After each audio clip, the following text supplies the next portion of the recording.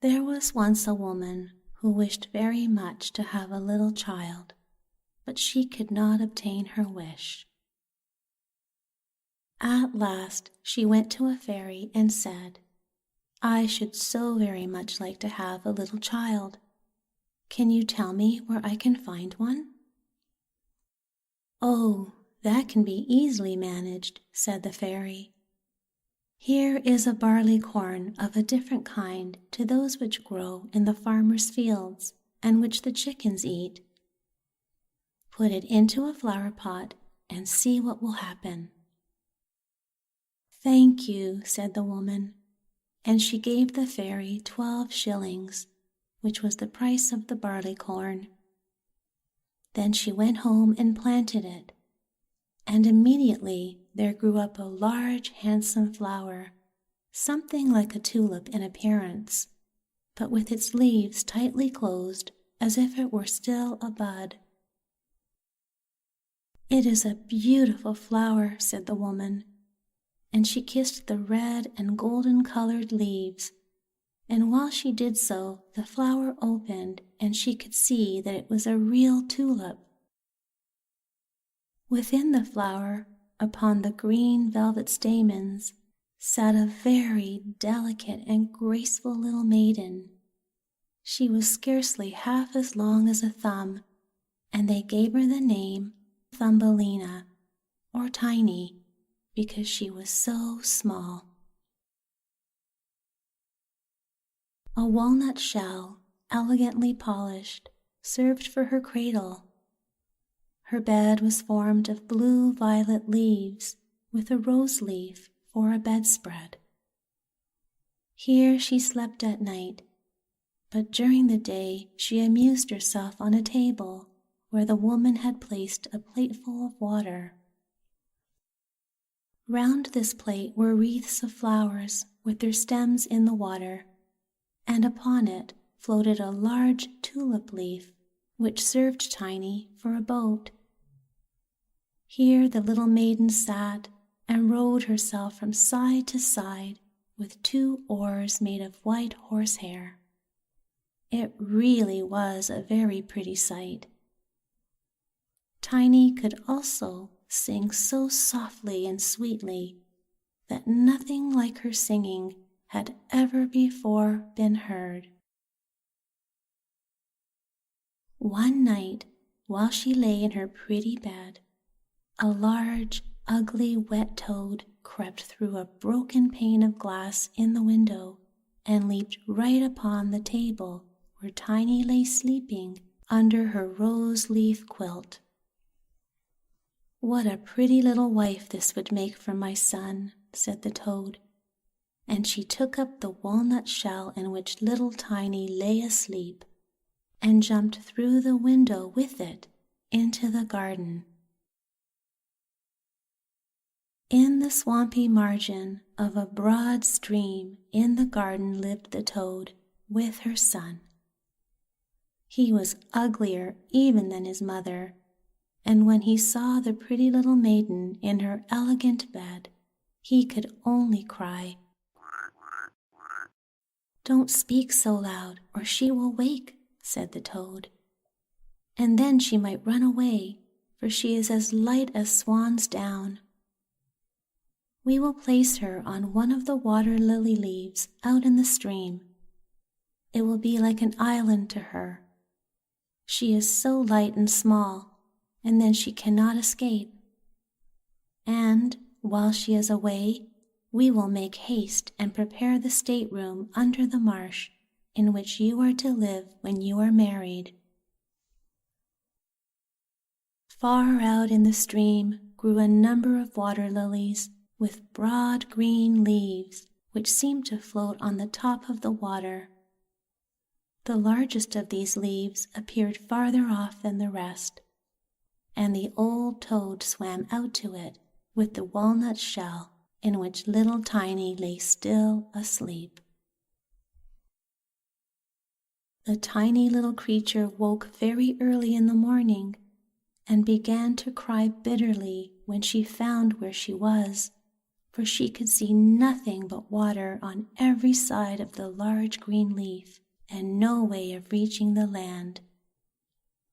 Meanwhile, the old toad was very busy under the marsh, decking her room with rushes and wild yellow flowers to make it look pretty for her new daughter-in-law.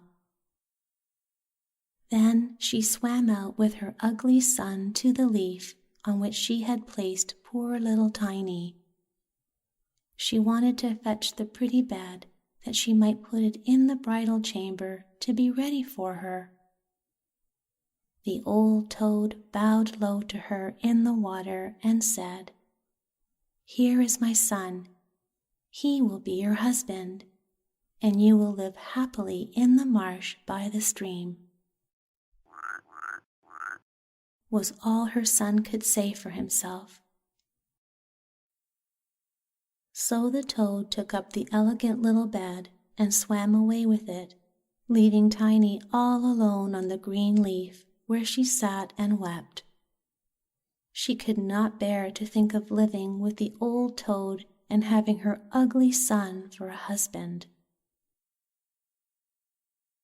The little fishes who swam about in the water beneath had seen the toad and heard what she had said, so they lifted their heads above the water to look at the little maiden. As soon as they caught sight of her, they saw she was very pretty, and it made them very sorry to think she must go and live with the ugly toads. So they assembled together in the water, round the green stalk which held the leaf on which the little maiden stood, and gnawed away at the root with their teeth. Then the leaf floated down the stream, carrying Tiny far away out of reach of land. Tiny sailed past many towns, and the little birds in the bushes saw her and sang, "What a lovely little creature!" So the leaf swam away with her farther and farther till it brought her to the other lands. A graceful little white butterfly constantly fluttered round her, and at last alighted on the leaf.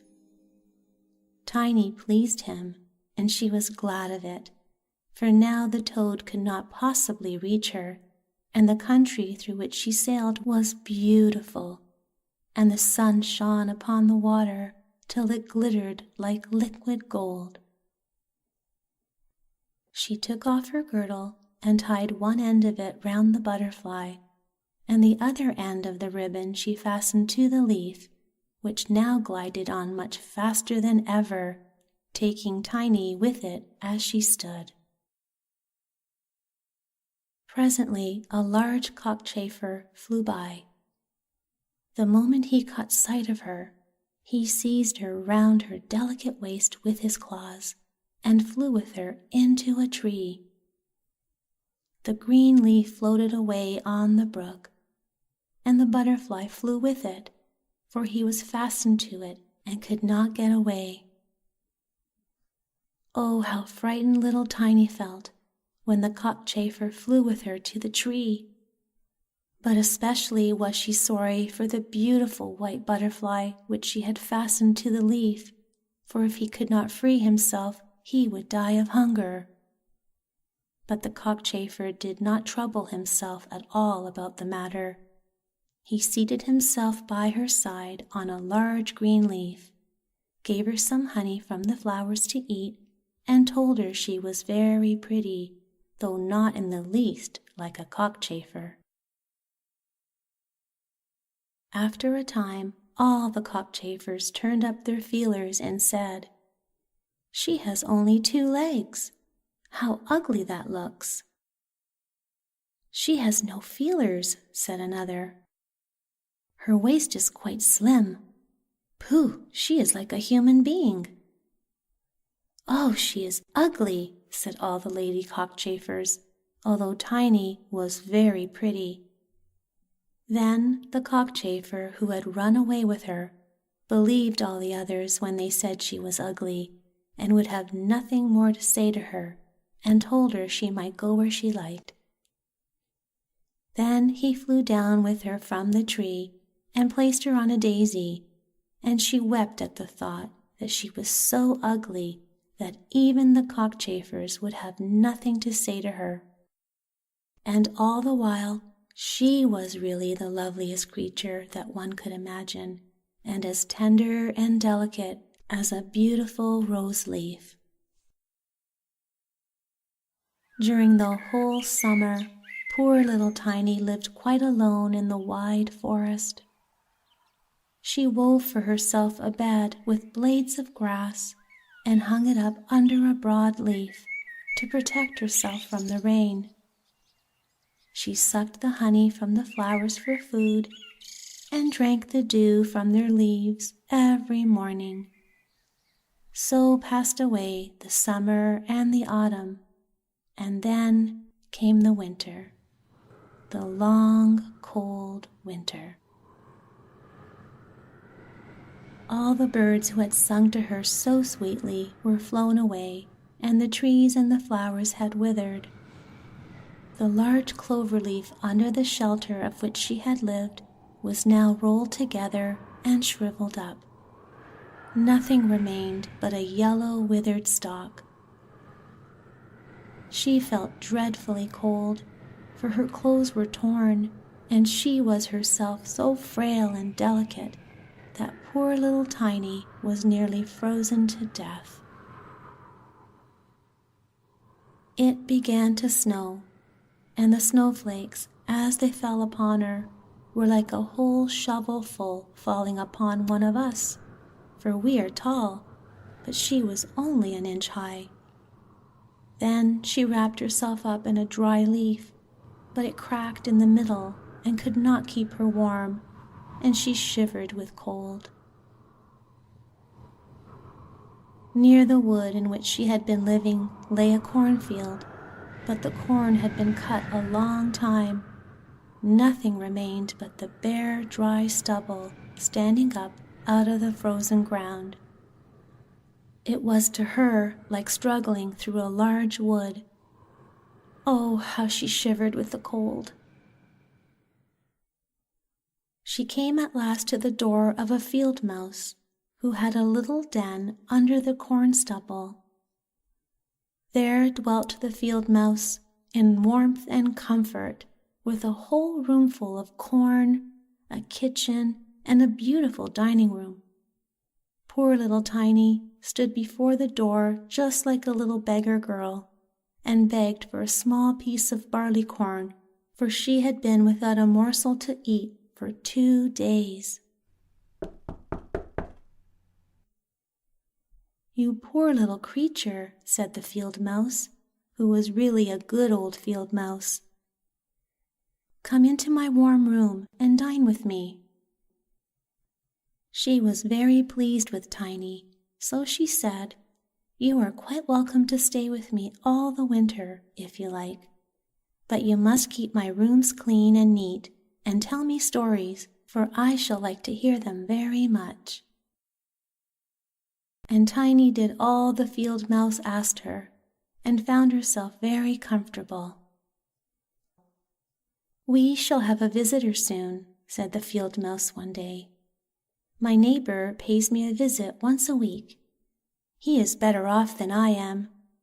He has large rooms and wears a beautiful black velvet coat. If you could only have him for a husband, you would be well provided for indeed. But he is blind, so you must tell him some of your prettiest stories." But Tiny did not feel at all interested about this neighbor, for he was a mole. However, he came and paid his visit dressed in his black velvet coat. "He is very rich and learned, and his house is 20 times larger than mine," said the field mouse. He was rich and learned, no doubt, but he always spoke slightingly of the sun and the pretty flowers, because he had never seen them. Tiny was obliged to sing to him many pretty songs, and the mole fell in love with her, because she had such a sweet voice, but he said nothing yet, for he was very cautious. A short time before, the mole had dug a long passage under the earth which led from the dwelling of the field mouse to his own, and here she had permission to walk with Tiny whenever she liked. But he warned them not to be alarmed at the sight of a dead bird which lay in the passage. It was a perfect bird, with a beak and feathers, and could not have been dead long, and was lying just where the mole had made his passage. The mole took a piece of phosphorescent wood in his mouth, and it glittered like fire in the dark. Then he went before them to light them through the long, dark passage. When they came to the spot where lay the dead bird, the mole pushed his broad nose through the ceiling. The earth gave way so there was a large hole, and the daylight shone into the passage. In the middle of the floor lay a dead swallow, his beautiful wings pulled close to his sides, his feet and his head drawn up under his feathers. The poor bird had evidently died of the cold. It made little Tiny very sad to see it. She did so love the little birds. All the summer they had sung and twittered for her so beautifully. But the mole pushed it aside with his crooked legs and said, "He will sing no more now. How miserable it must be to be born a little bird. I am thankful that none of my children will ever be birds, for they can do nothing but cry, tweet, tweet, and always die of hunger in the winter." "Yes, you may well say that as a clever man," exclaimed the field mouse. "What is the use of his twittering? For when winter comes, he must either starve or be frozen to death." Tiny said nothing, but when the two others had turned their backs on the bird, she stooped down and stroked aside the soft feathers which covered the head, and kissed the closed eyelids.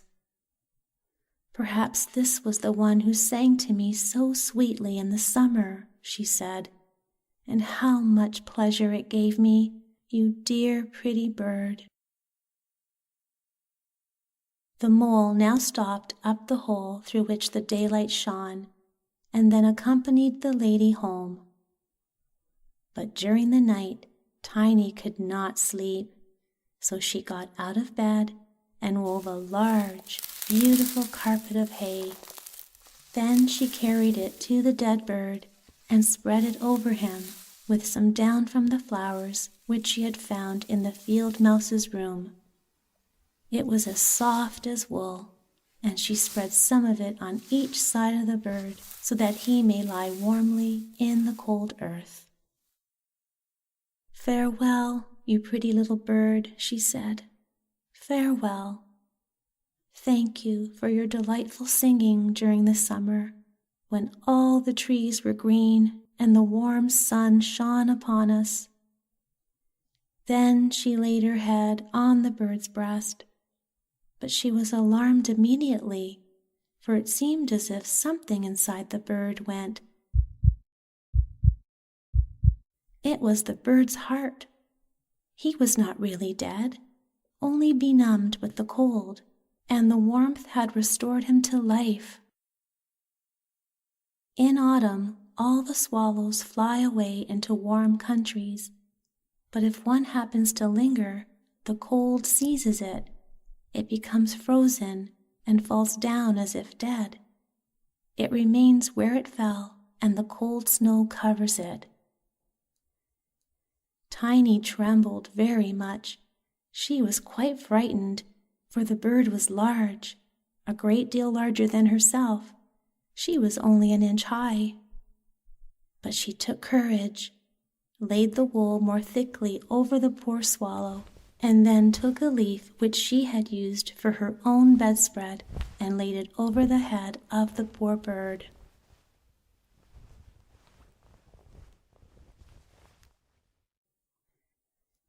The next morning she again stole out to see him. He was alive, but very weak. He could only open his eyes for a moment to look at Tiny, who stood by holding a piece of decayed wood in her hand, for she had no other lantern.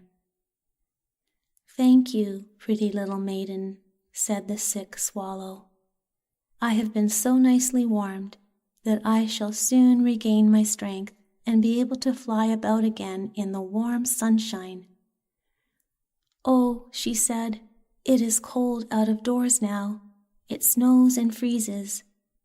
Stay in your warm bed, and I will take care of you." Then she brought the swallow some water in a flower leaf, and after he had drank, he told her that he had wounded one of his wings in a thorn bush and could not fly as fast as the others, who were soon far away on their journey to warm countries. Then at last he had fallen to the earth and could remember no more, nor how he came to be where she had found him. The whole winter the swallow remained underground, and Tiny nursed him with care and love. Neither the mole nor the field mouse knew anything about it, for they did not like swallows. Very soon the springtime came, and the sun warmed the earth. Then the swallow bade farewell to Tiny, and she opened the hole in the ceiling which the mole had made. The sun shone in upon them so beautifully that the swallow asked her if she would go with him. She could sit on his back, he said, and he would fly away with her into the green woods.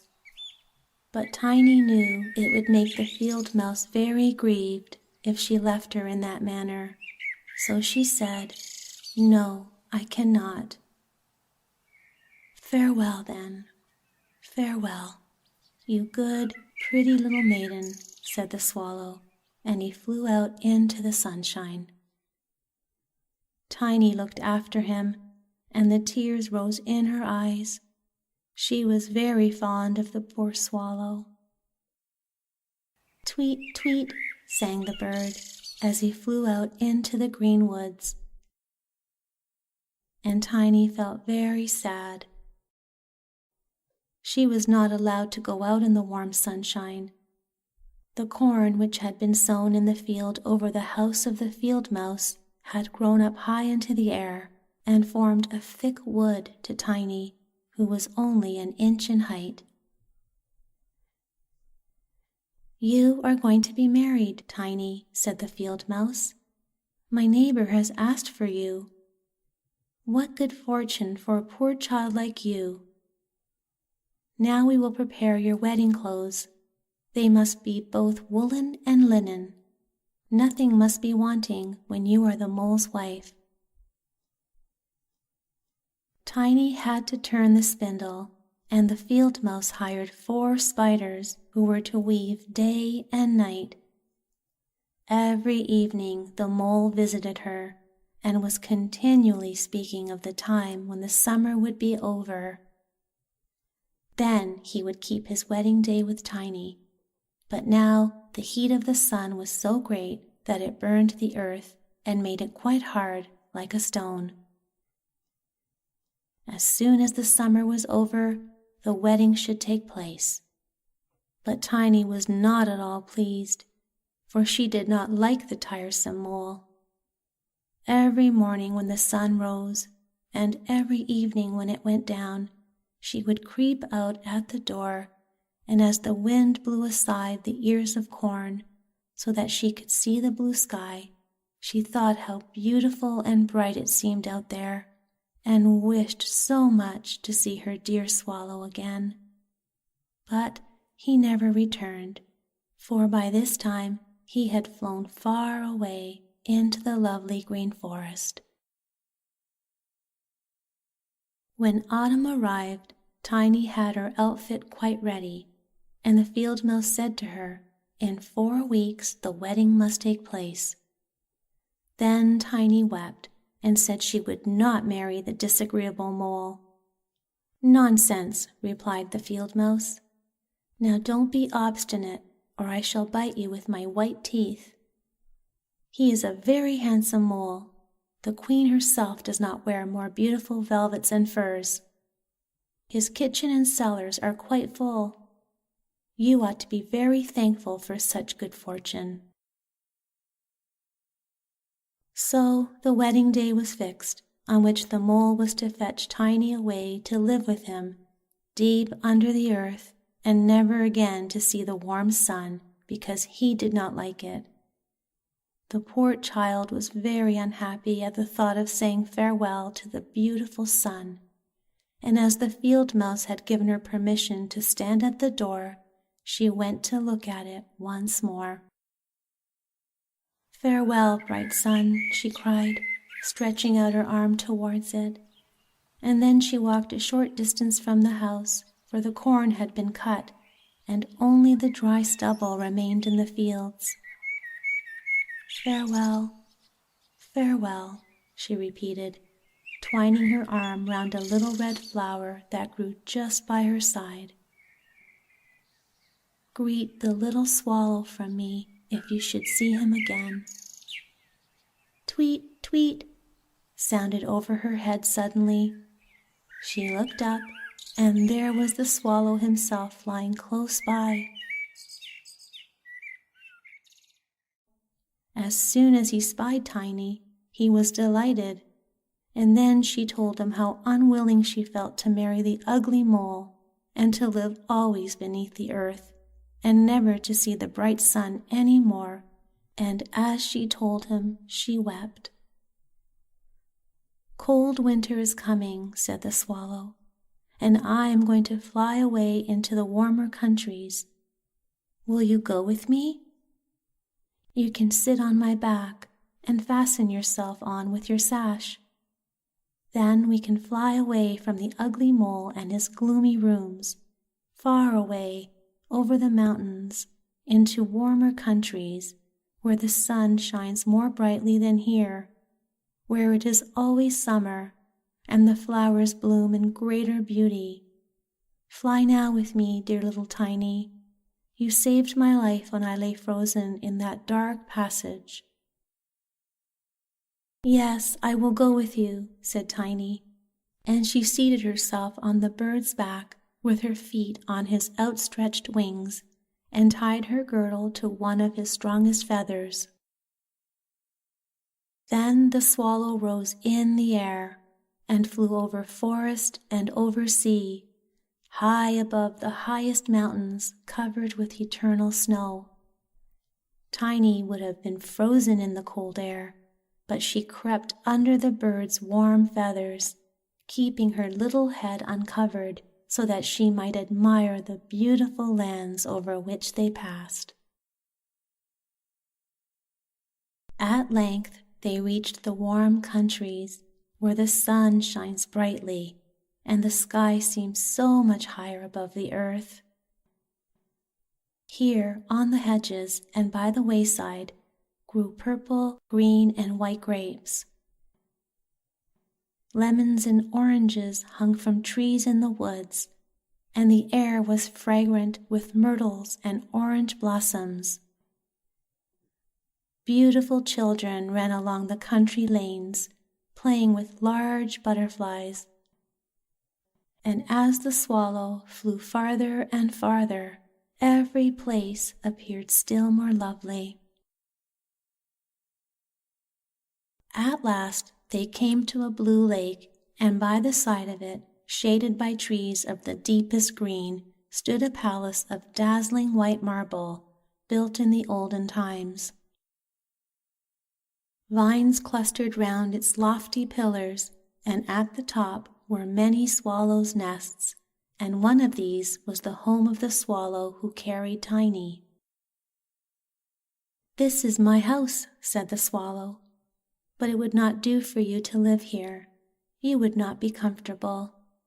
You must choose for yourself one of those lovely flowers, and I will put you down upon it, and then you shall have everything that you can wish to make you happy."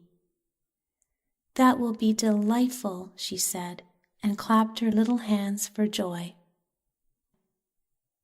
a large marble pillar lay on the ground, which, in falling, had been broken into 3 pieces. Between these pieces grew the most beautiful large white flowers, so the swallow flew down with Tiny and placed her on one of the broad leaves. But how surprised she was to see in the middle of the flower a tiny little man, as white and transparent as if he had been made of crystal. He had a gold crown on his head and delicate wings at his shoulders, and was not much larger than Tiny herself. He was the angel of the flower, for a tiny man and a tiny woman dwell in every flower, and this was the king of them all. "Oh, how beautiful he is," whispered Tiny to the swallow. The little prince was at first quite frightened at the bird, who was like a giant compared to such a delicate little creature as himself. But when he saw Tiny, he was delighted, and thought her the prettiest little maiden he had ever seen. He took the gold crown from his head and placed it on hers, and asked her name, and if she would be his wife and queen over all the flowers. This certainly was a very different sort of husband to the son of a toad or the mole, so she said yes to the handsome prince. Then all the flowers opened, and out of each came a little lady or a tiny lord, all so pretty it was quite a pleasure to look at them. Each of them brought Tiny a present, but the best gift was a pair of beautiful wings, which had belonged to a large white fly, and they fastened them to Tiny's shoulders so that she might fly from flower to flower. Then there was much rejoicing, and the little swallow who sat above them in the nest was asked to sing a wedding song, which he did as well as he could, but in his heart he felt sad, for he was very fond of Tiny and would have liked never to part from her again. "You must not be called Tiny any more," said the spirit of the flowers to her. "It is an ugly name, and you are so very pretty. We will call you Maya." "Farewell, farewell," said the swallow, with a heavy heart, as he left the warm countries to fly back into Denmark. There he had a nest over the window of a house in which dwelt the writer of fairy tales. The swallow sang, "Tweet, tweet," and from his song came the whole story.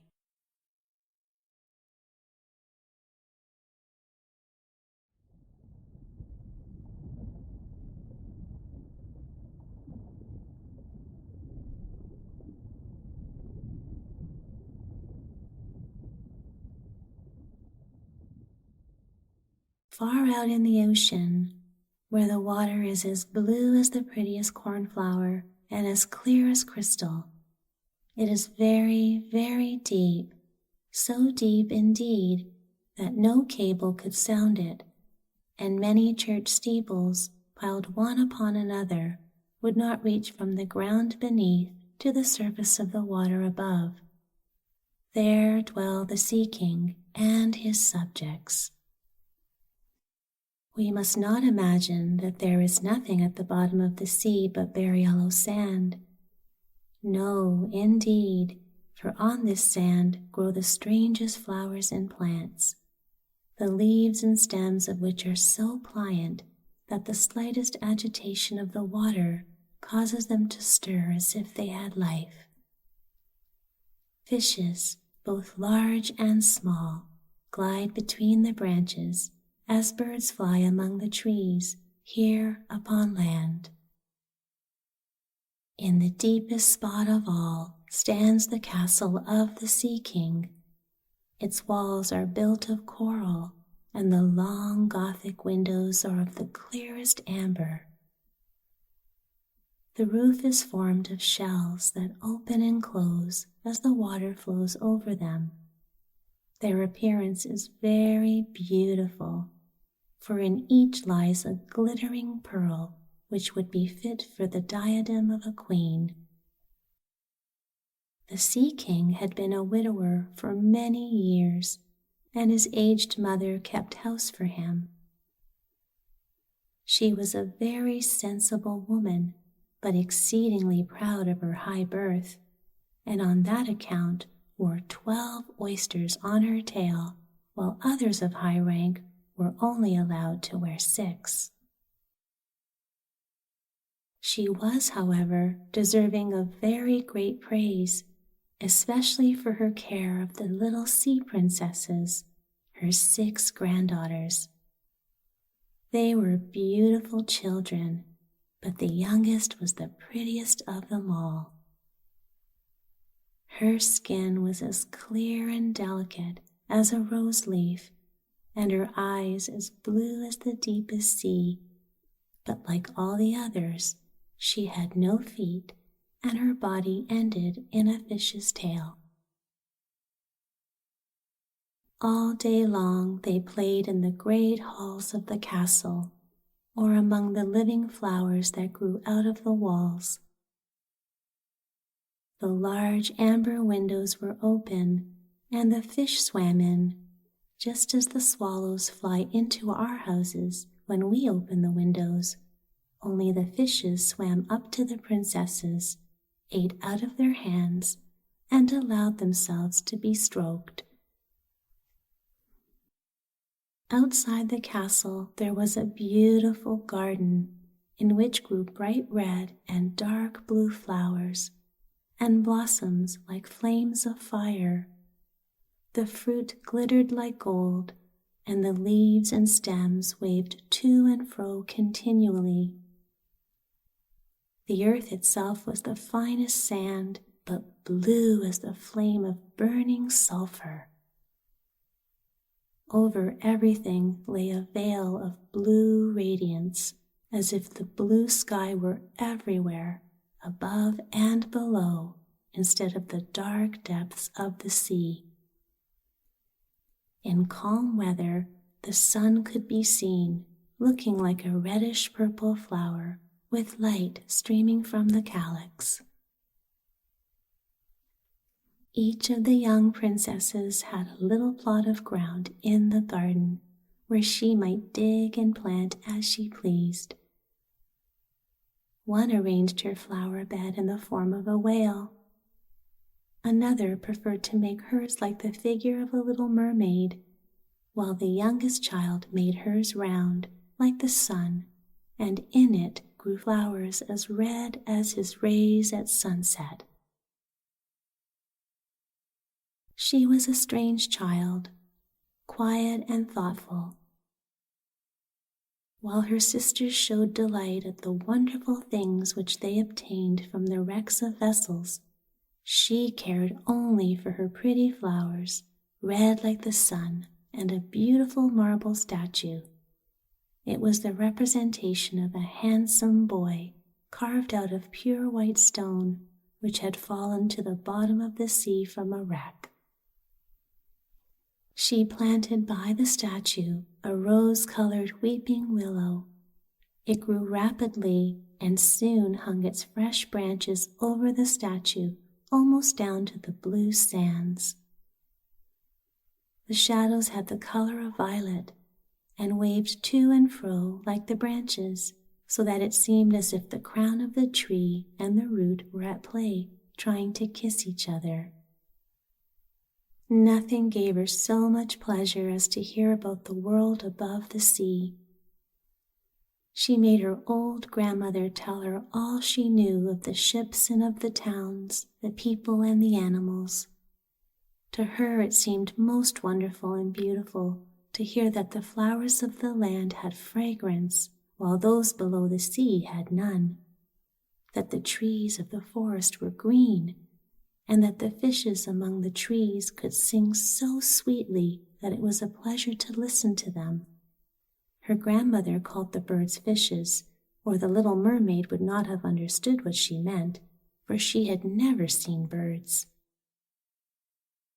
"When you have reached your 15th year," said the grandmother, "you will have permission to rise up out of the sea and sit on the rocks in the moonlight while the great ships go sailing by.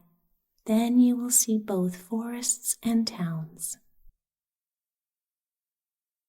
In the following year, one of the sisters would be 15, but as each was a year younger than the other, the youngest would have to wait 5 years before her turn came to rise up from the bottom of the ocean to see the earth as we do. However, each promised to tell the others what she saw on her first visit and what she thought was most beautiful. Their grandmother could not tell them enough. There were so many things about which they wanted to know.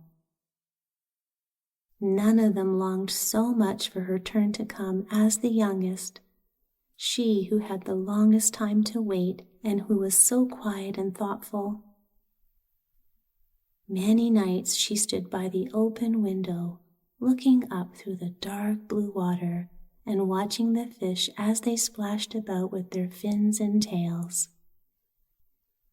She could see the moon and stars shining faintly, but through the water they looked larger than they do to our eyes.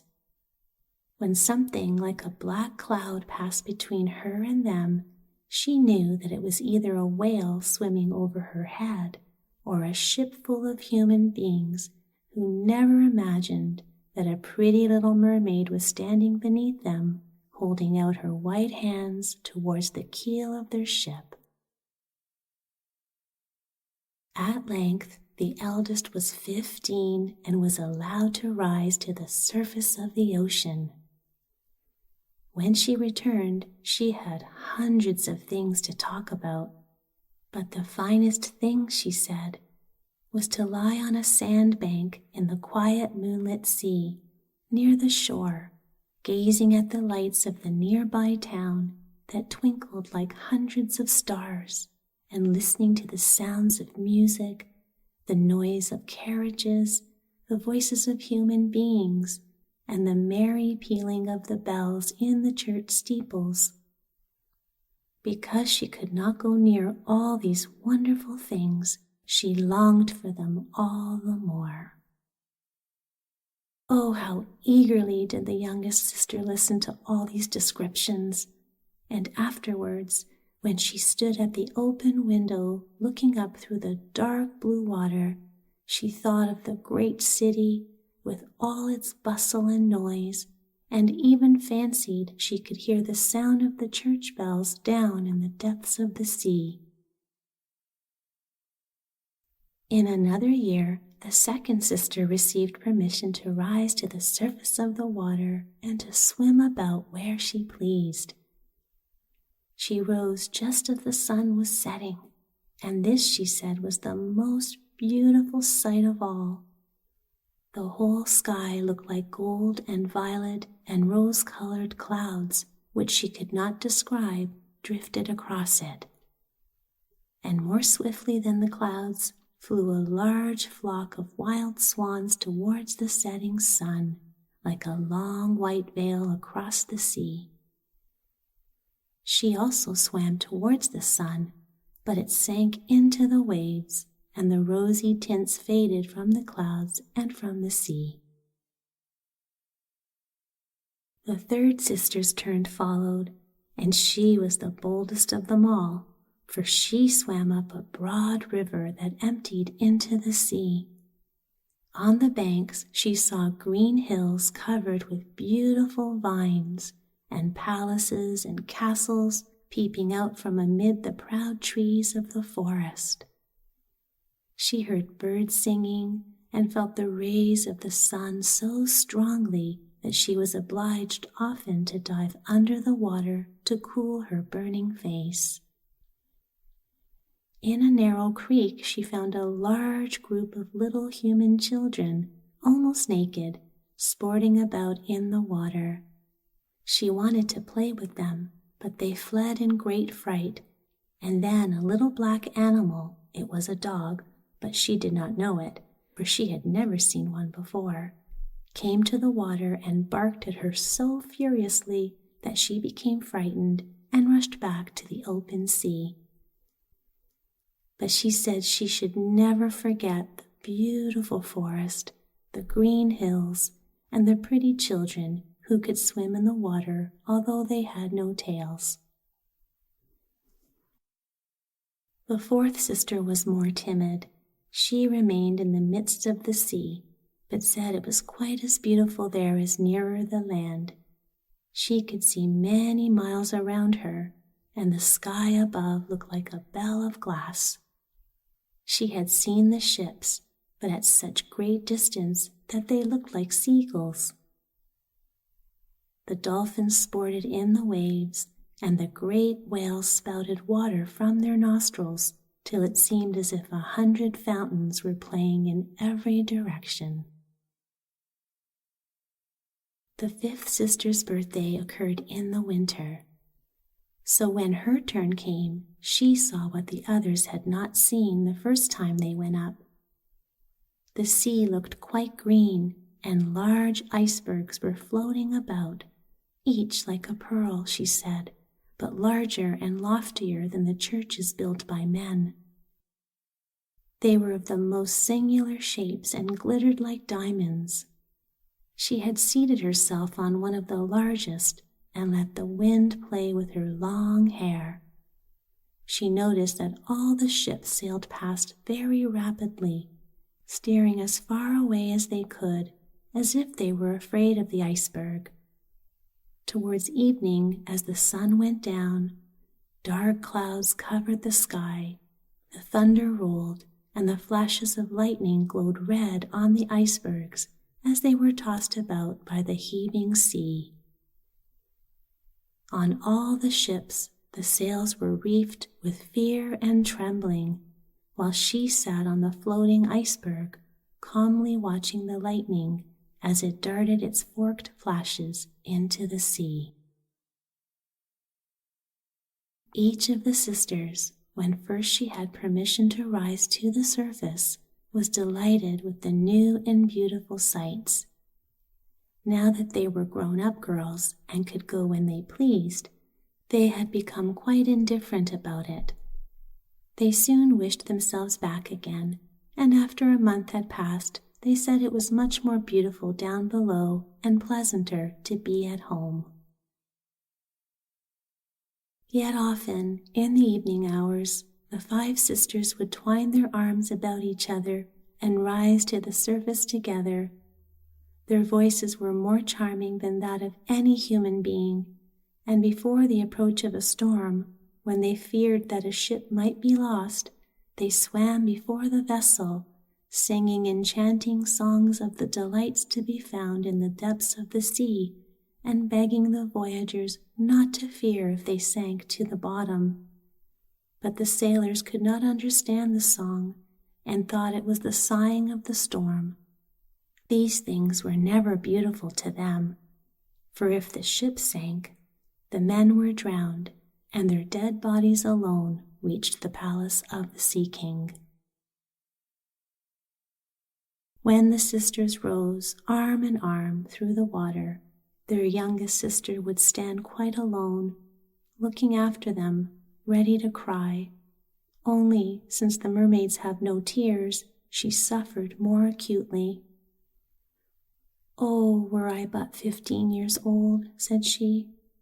"I know that I shall love the world up there and all the people who live in it." At last, she reached her 15th year. "Now you are grown up," said the grandmother. "Come and let me adorn you like your sisters." And she placed in her hair a wreath of white lilies, of which every flower leaf was half a pearl. Then the old lady ordered 8 great oysters to attach themselves to the tail of the princess to show her high rank. "But they hurt me so," said the little mermaid. "Yes, I know. Pride must suffer pain," replied the old lady. Oh, how gladly she would have shaken off all this grandeur and laid aside the heavy wreath. The red flowers in her own garden would have suited her much better.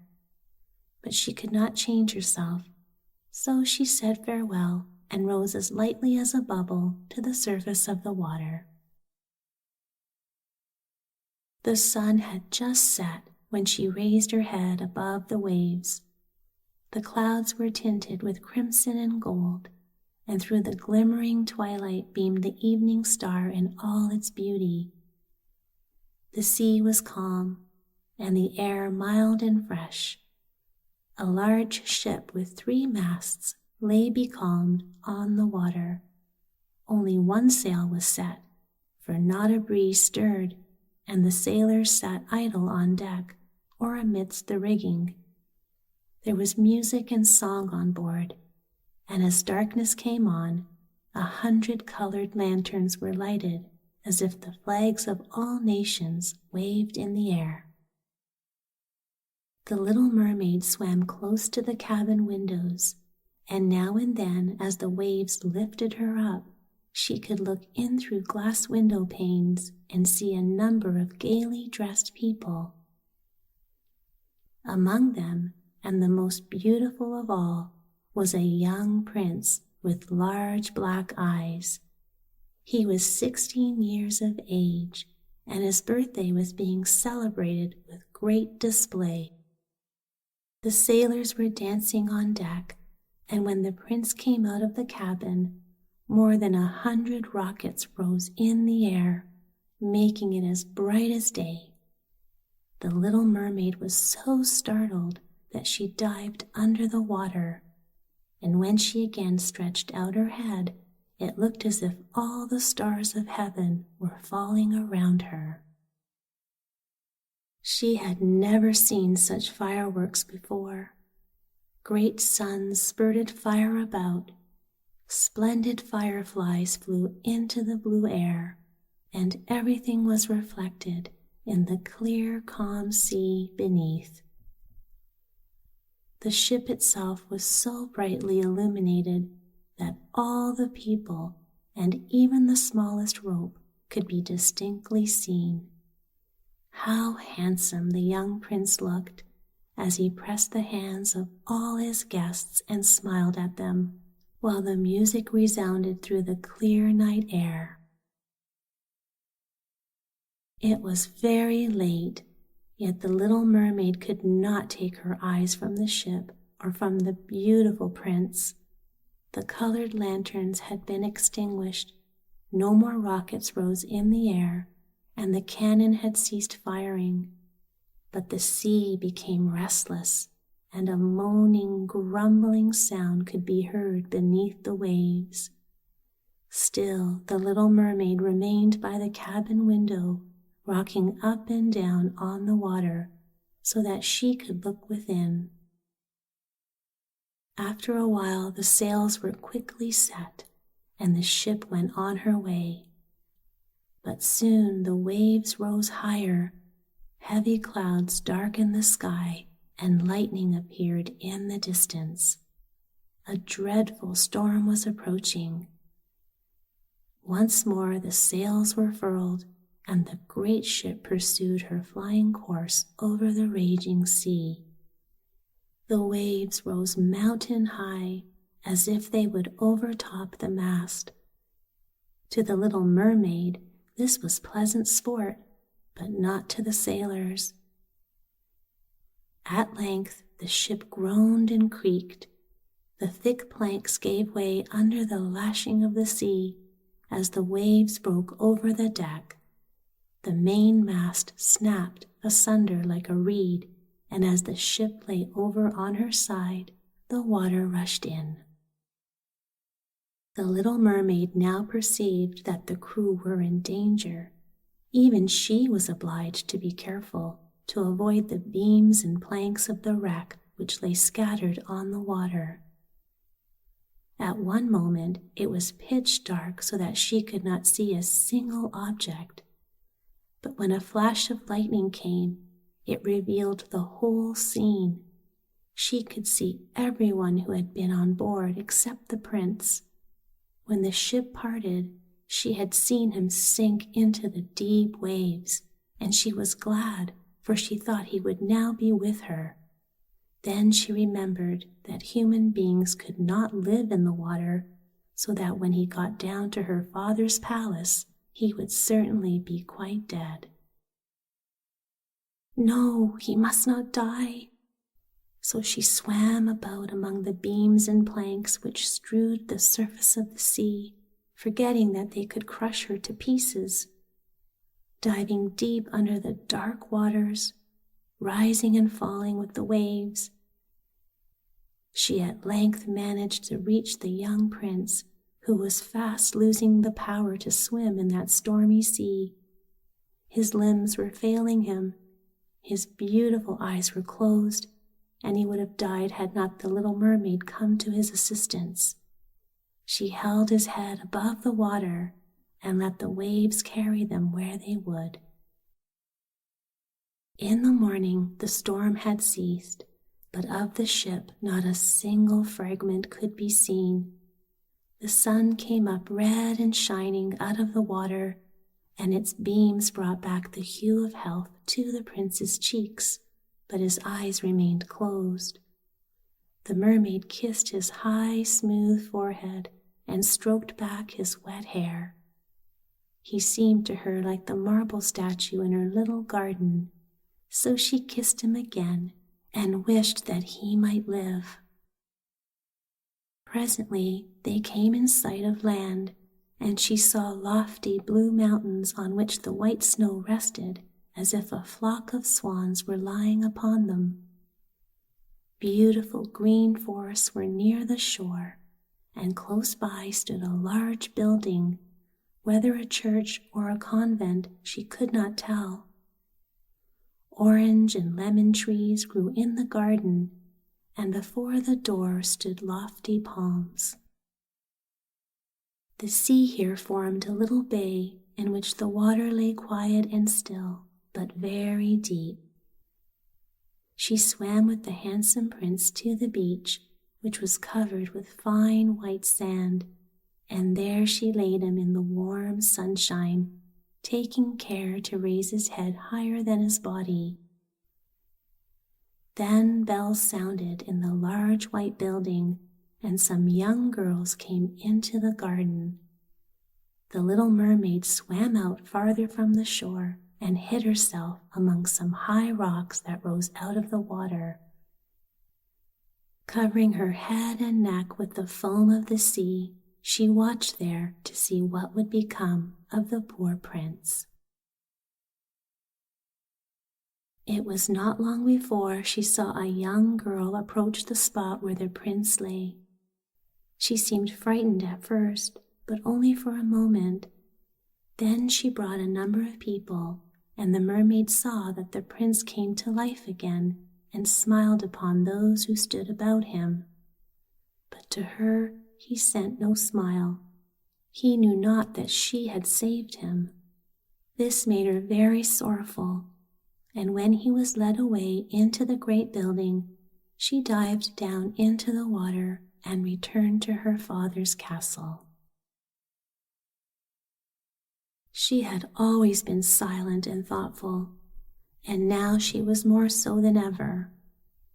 Her sisters asked her what she had seen during her visit to the surface of the water, but she could tell them nothing.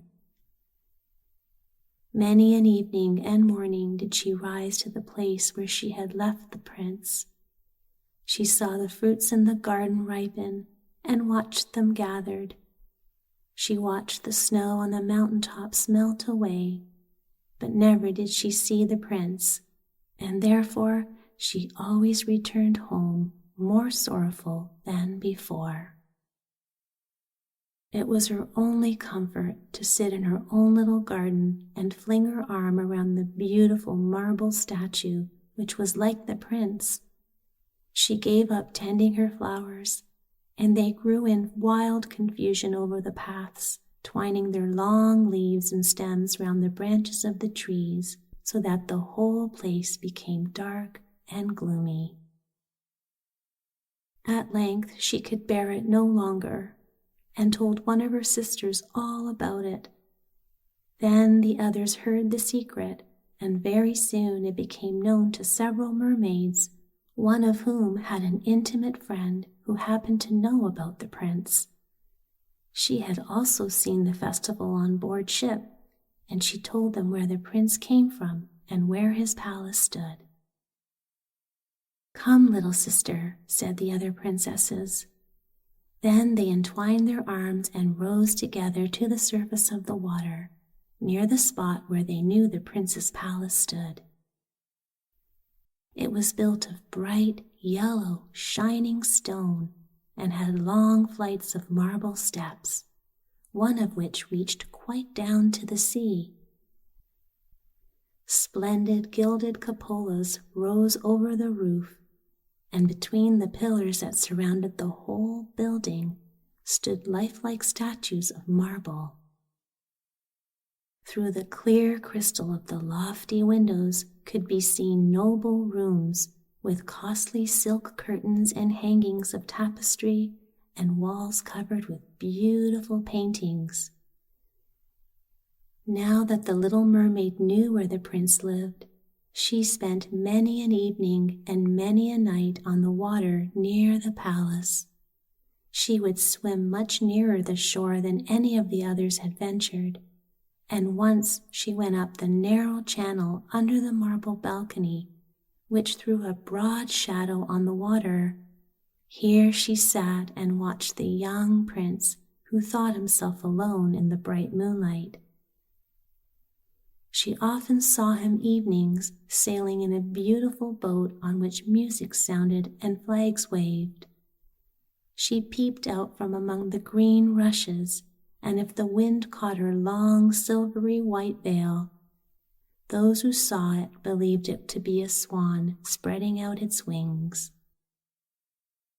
Many a night, when the fishermen set their nets by the light of their torches, she heard them relate many good things about the young prince, and this made her glad that she had saved his life when he was tossed about half dead on the waves. She remembered how his head had rested on her bosom, and how heartily she had kissed him, but he knew nothing of all this and could not even dream of her. She grew more and more to like human beings, and wished more and more to be able to wander about with those whose world seemed to be so much larger than her own. They could fly over the sea in ships and mount the high hills which were far above the clouds, and the lands they possessed, their woods and their fields, stretched far away beyond the reach of her sight. There was so much that she wished to know, but her sisters were unable to answer all her questions. She then went to her old grandmother, who knew all about the upper world, which she rightly called the lands above the sea. "If human beings are not drowned," asked the little mermaid, "can they live forever? Do they never die, as we do here in the sea?" "Yes," replied the old lady, "they must also die, and their term of life is even shorter than ours. We sometimes live for 300 years, but when we cease to exist here, we become only foam on the surface of the water and have not even a grave among those we love. Human beings, on the contrary, have souls which live forever, even after the body has been turned to dust. They rise up through the clear, pure air beyond the glittering stars. As we rise out of the water and behold all the land of the earth, so do they rise to unknown glorious regions which we shall never see." "Why have not we immortal souls?" asked the little mermaid mournfully. "I would gladly give all the hundreds of years that I have to live to be a human being only for one day, and to have the hope of knowing the happiness of that glorious world above the stars." "You must not think that," said the old woman. "We believe that we are much happier and much better off than human beings." "So I shall die," said the little mermaid, "and as the foam of the sea I shall be driven about, never again to hear the music of the waves, or to see the pretty flowers or the red sun. Is there anything I can do to win an immortal soul?"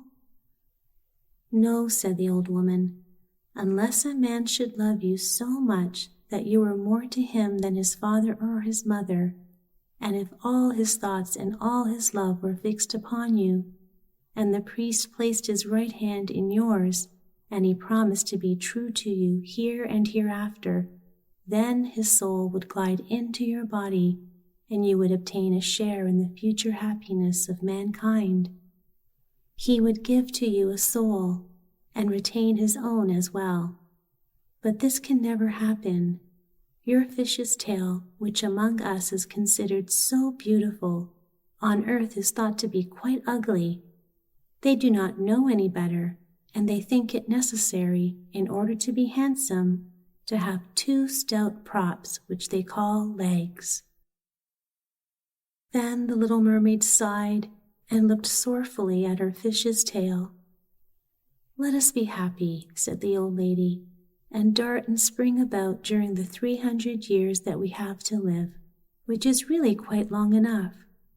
After that, we can rest ourselves all the better. This evening we are going to have a court ball."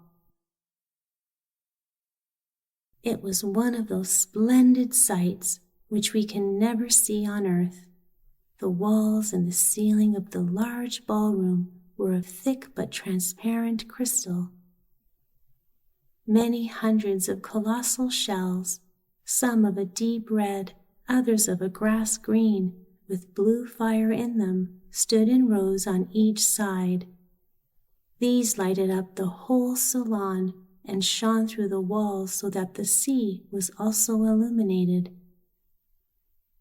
Innumerable fishes, great and small, swam past the crystal walls.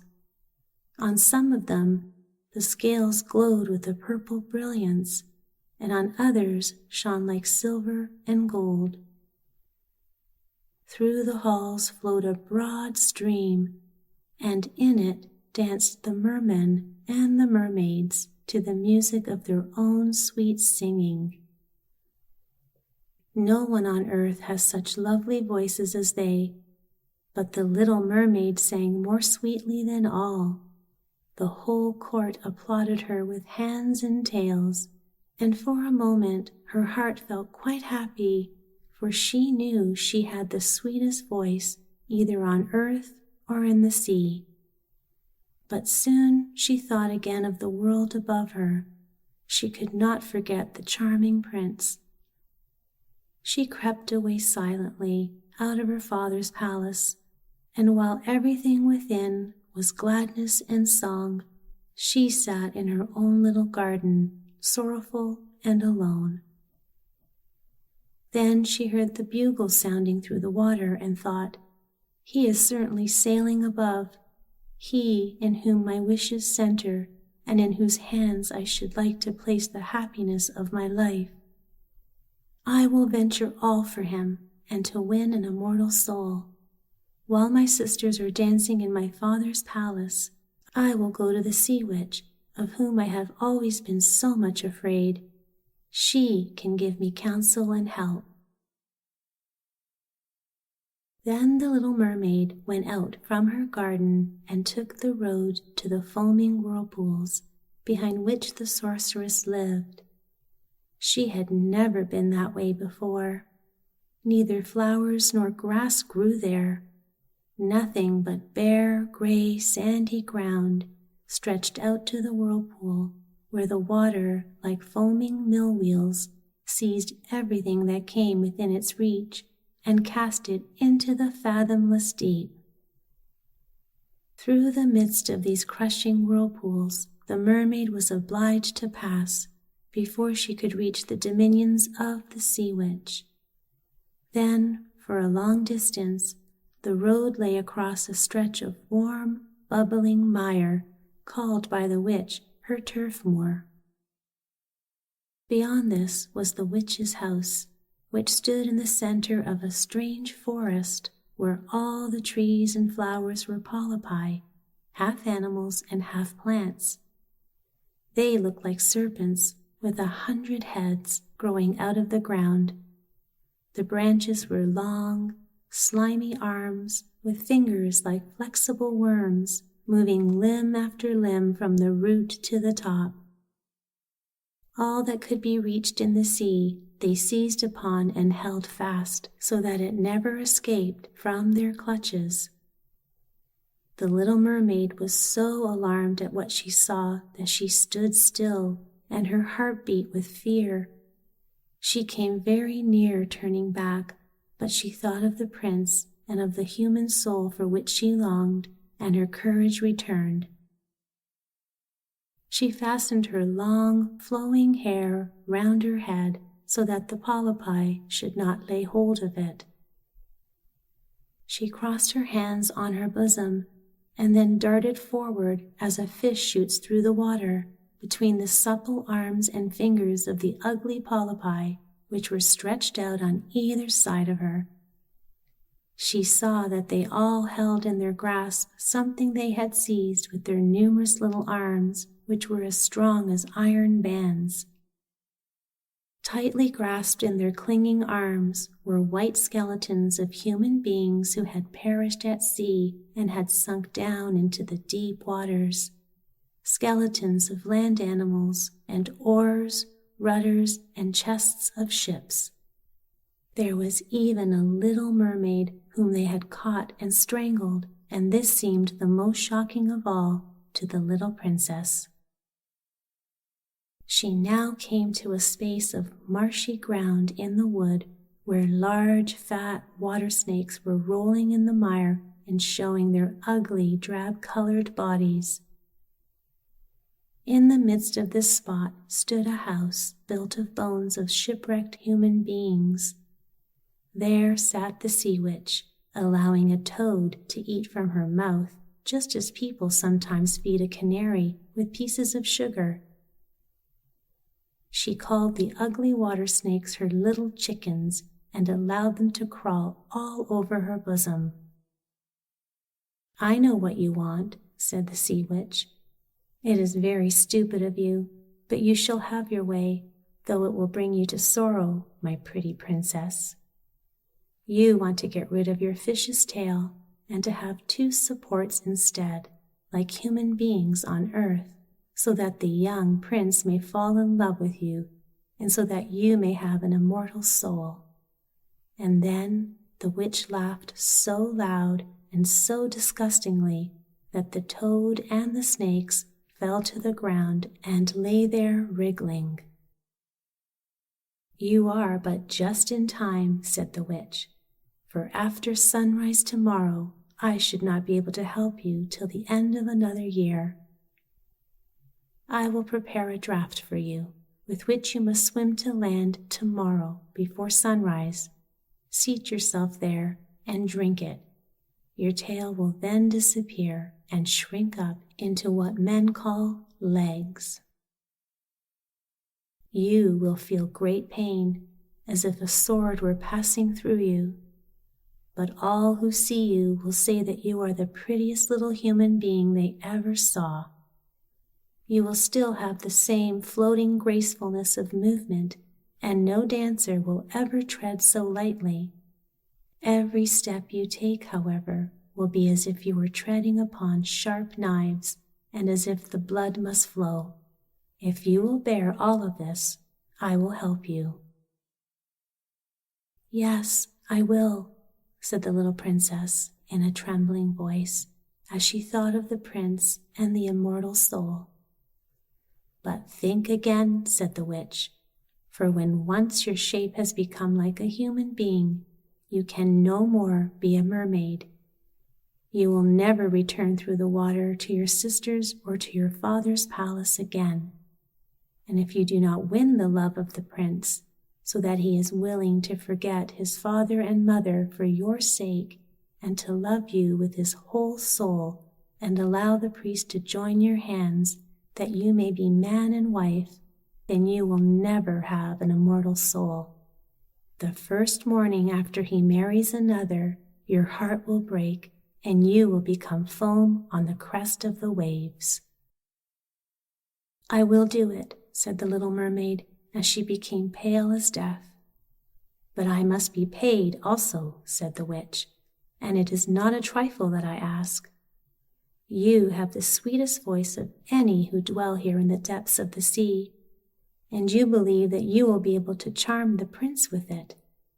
But this voice you must give to me. The best thing you possess will I have as the price of my costly draught, which must be mixed with my own blood, so that it may be as sharp as a two-edged sword." "But if you take my voice away," said the little mermaid, "what is left for me?" "Your beautiful form, your graceful walk, and your expressive eyes. Surely with these you can enchain a man's heart. Well, have you lost your courage? Put out your little tongue, that I may cut it off as my payment. Then you shall have the powerful draught." "It shall be," said the little mermaid. Then the witch placed her cauldron on the fire to prepare the magic draught. "Cleanliness is a good thing," said she, scouring the vessel with snakes which she had tied together in a large knot. Then she pricked herself in the breast and let the black blood drop into the cauldron. The steam that rose twisted itself into such horrible shapes that no one could look at them without fear. Every moment the witch threw a new ingredient into the vessel, and when it began to boil, the sound was like the weeping of a crocodile. When at last the magic draught was ready, it looked like the clearest water. "There it is for you," said the witch. Then she cut off the mermaid's tongue so that she would never again speak or sing.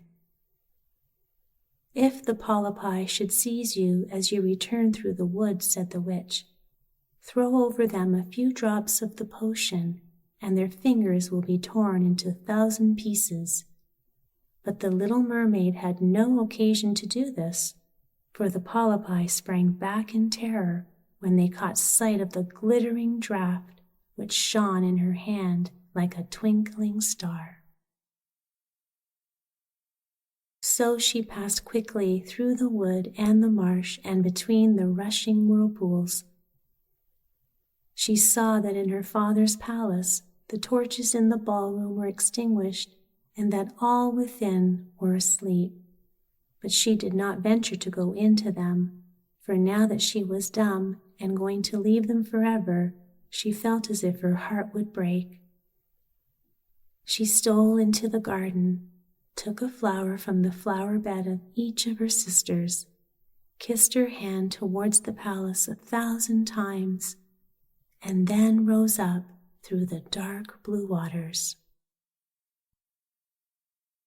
The sun had not risen when she came in sight of the prince's palace and approached the beautiful marble steps, but the moon shone clear and bright. Then the little mermaid drank the magic draught, and it seemed as if a two-edged sword went through her delicate body.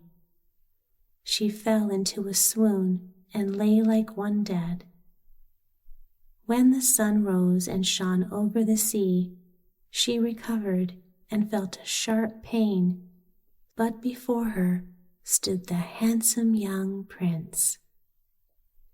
He fixed his coal-black eyes upon her so earnestly that she cast down her own, and then became aware that her fish's tail was gone, and that she had as pretty a pair of white legs and tiny feet as any little maiden could have.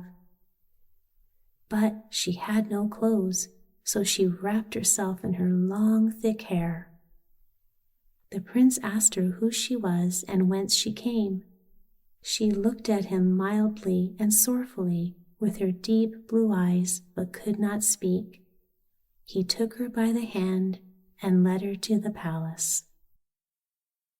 Every step she took was as the witch had said it would be. She felt as if she were treading upon the points of needles or sharp knives. She bore it willingly and moved at the prince's side as lightly as a bubble, so that he and all who saw her wondered at her graceful swaying movements. She was very soon arrayed in costly robes of silk and muslin, and was the most beautiful creature in the palace. But she was dumb and could neither speak nor sing. Beautiful female servants, dressed in silk and gold, stepped forward and sang before the prince and his royal parents. One sang better than all of the others, and the prince clapped his hands and smiled at her. This was a great sorrow to the little mermaid, for she knew how much more sweetly she herself once could sing, and she thought, "Oh, if he could only know that I have given away my voice forever to be with him." The servants next performed some pretty fairy-like dances to the sound of beautiful music.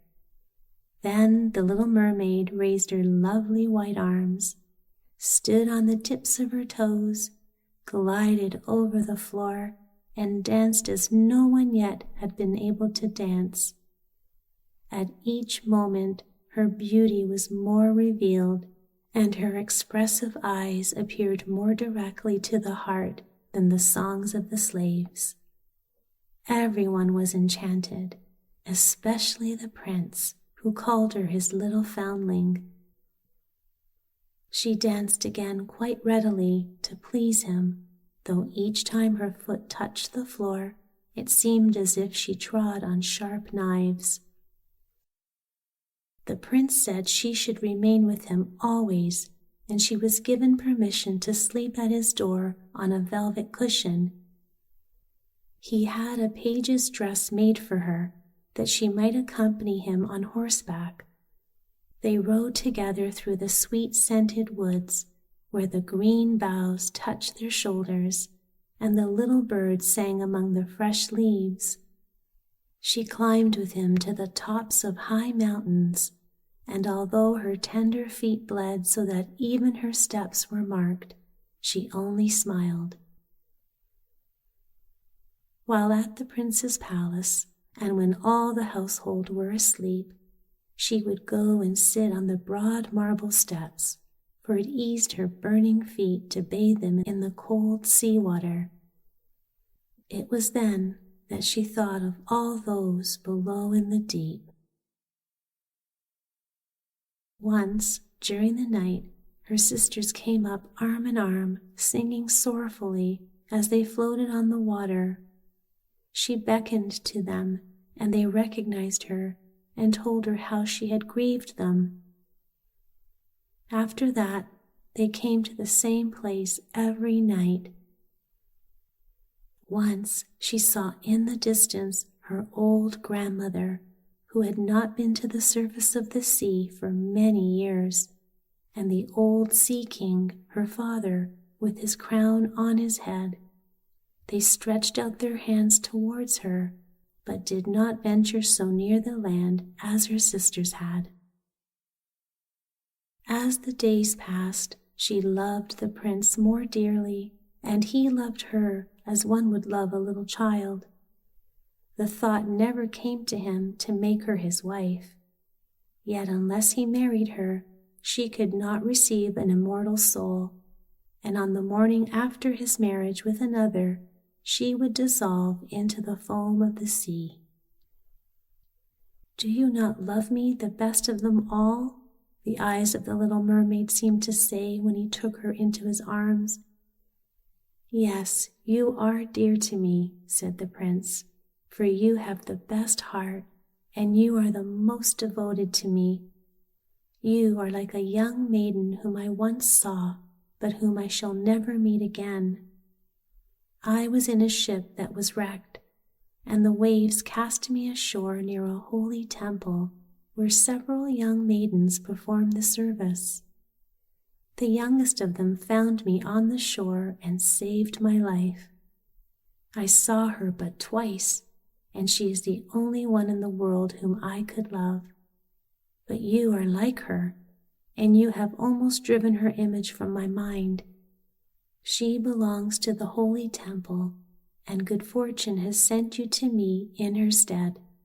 We will never part." "Ah, he knows not that it was I who saved his life," thought the little mermaid. "I carried him over the sea to the wood where the temple stands. I sat beneath the foam and watched till the human beings came to help him. I saw the pretty maiden that he loves better than he loves me." The mermaid sighed deeply, but she could not weep. "He says the maiden belongs to the holy temple. Therefore she will never return to the world. They will meet no more. I am by his side and see him every day. I will take care of him and love him and give up my life for his sake." Very soon it was said that the prince was to marry and that the beautiful daughter of a neighboring king would be his wife, for a fine ship was being fitted out. Although the prince gave out that he intended merely to pay a visit to the king, it was generally supposed that he went to court the princess. A great company were to go with him. The little mermaid smiled and shook her head. She knew the prince's thoughts better than any of the others. "I must travel," he had said to her. "I must see this beautiful princess. My parents desire it, but they will not oblige me to bring her home as my bride. I cannot love her, because she is not like the beautiful maiden in the temple whom you resemble. If I were forced to choose a bride, I would choose you, my dumb foundling, with those expressive eyes." Then he kissed her rosy mouth, played with her long waving hair, and laid his head on her heart while she dreamed of human happiness and an immortal soul. "You are not afraid of the sea, are you?" he said, as they stood on the deck of the noble ship which was to carry them to the country of the neighboring king. Then he told her of storm and of calm, of strange fishes in the deep beneath them, and of what the divers had seen there. She smiled at his descriptions, for she knew better than anyone what wonders were at the bottom of the sea.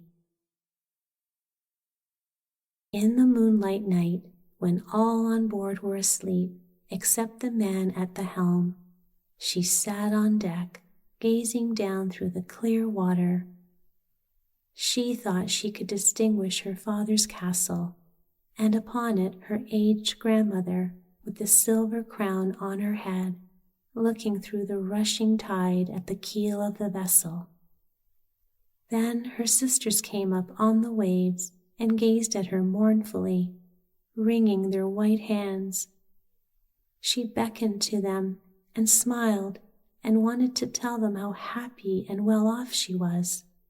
But the cabin boy approached, and when her sisters dived down, he thought what he saw was only the foam of the sea.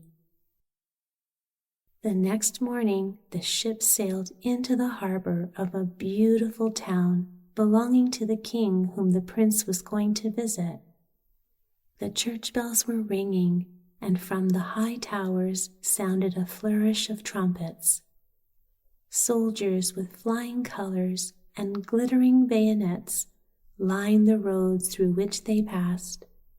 Every day was a festival, balls and entertainments following one another, but the princess had not yet appeared.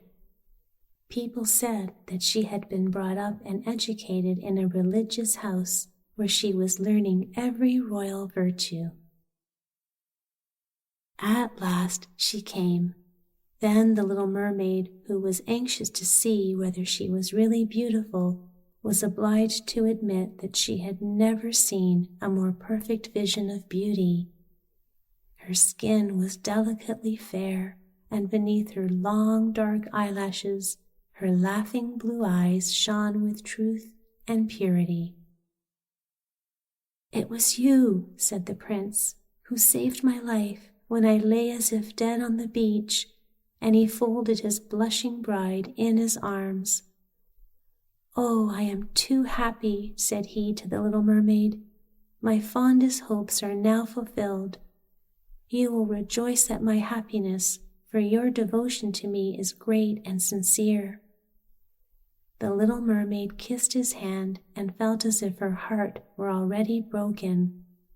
His wedding morning would bring death to her, and she would change into the foam of the sea. All the church bells rang, and the heralds rode through the town proclaiming the betrothal. Perfumed oil was burned in costly silver lamps on every altar. The priests waved the censers while the bride and the bridegroom joined their hands and received the blessing of the bishop.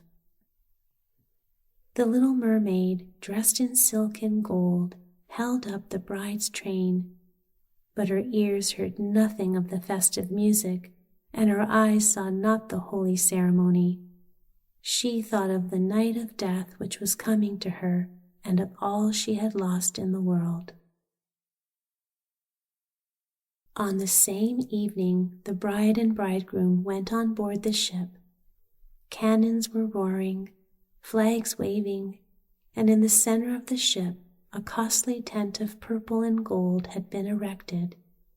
It contained elegant sleeping couches for the bridal pair during the night.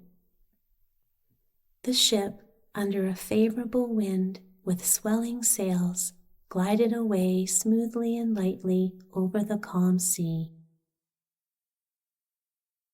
When it grew dark, a number of colored lamps were lighted, and the sailors danced merrily on the deck.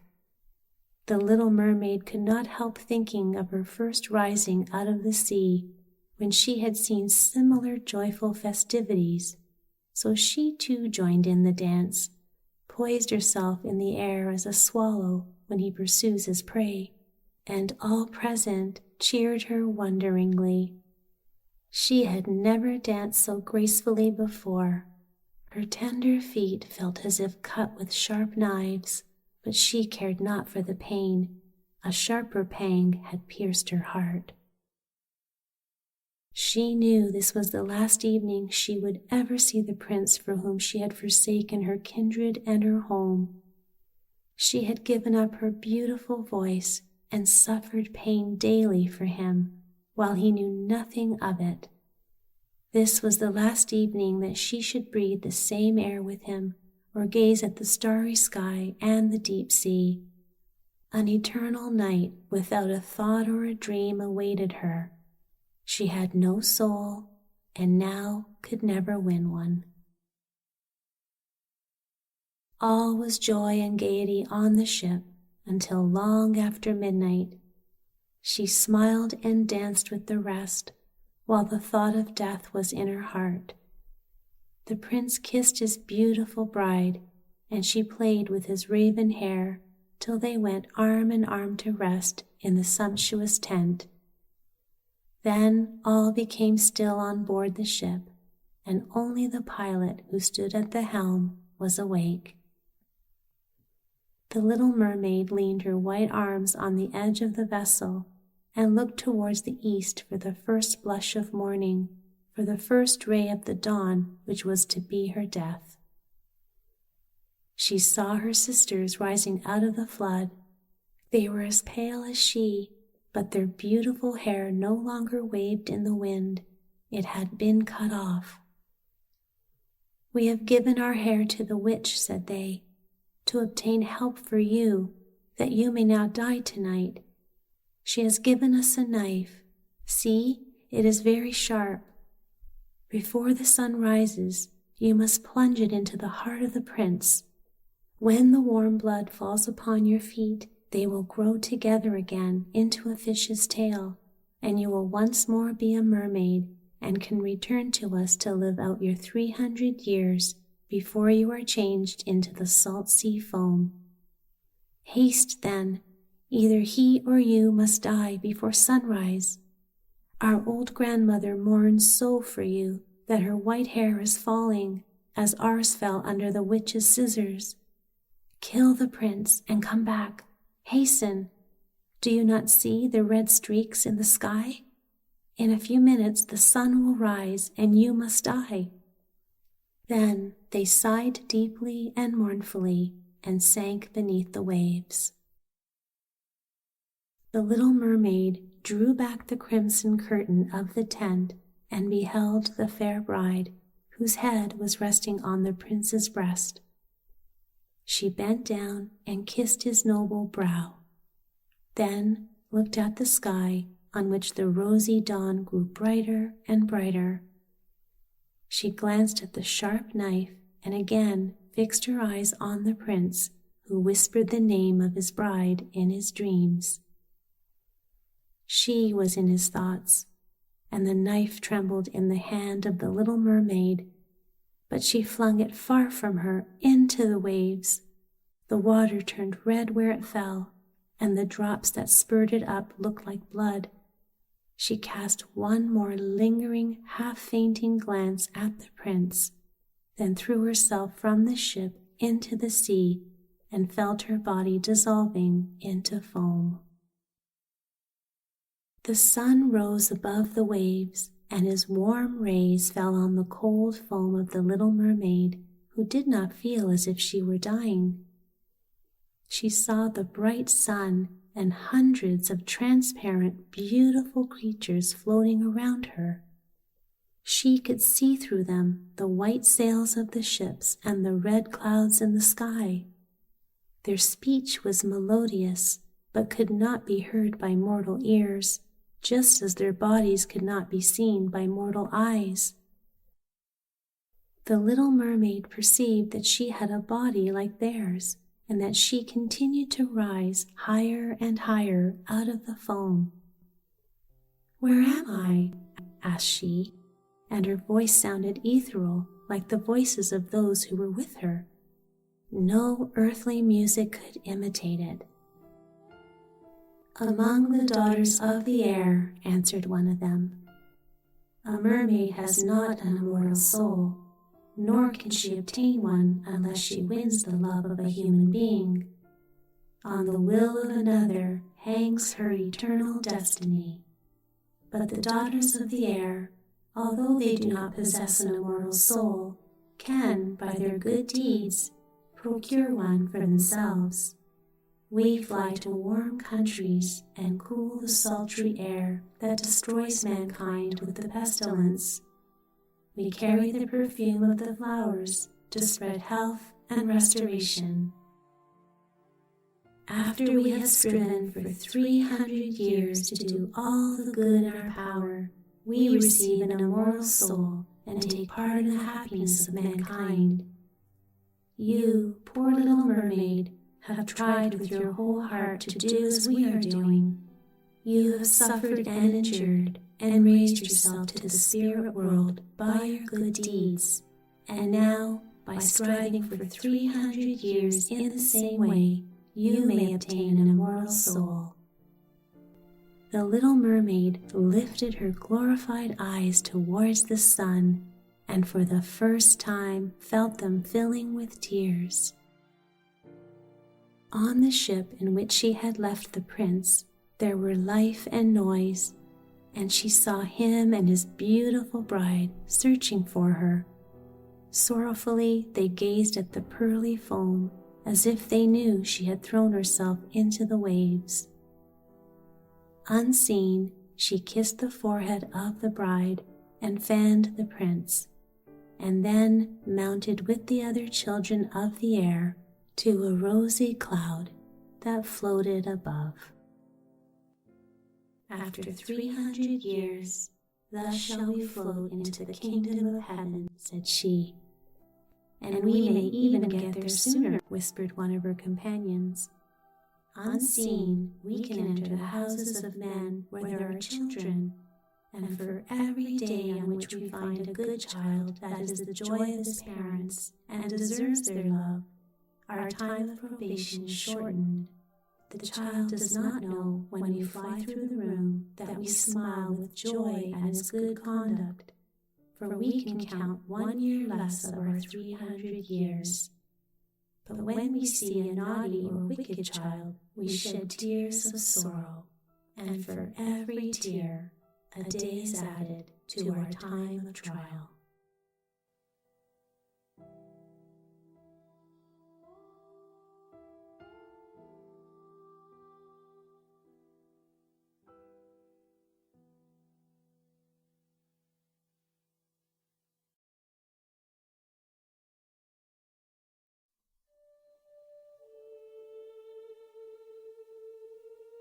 The wife of a rich man fell sick, and as she felt her end was drawing near, she called her only daughter to her bedside and said, "Dear child, be honest and kind, and the good God will protect you, and I will always watch over you from heaven."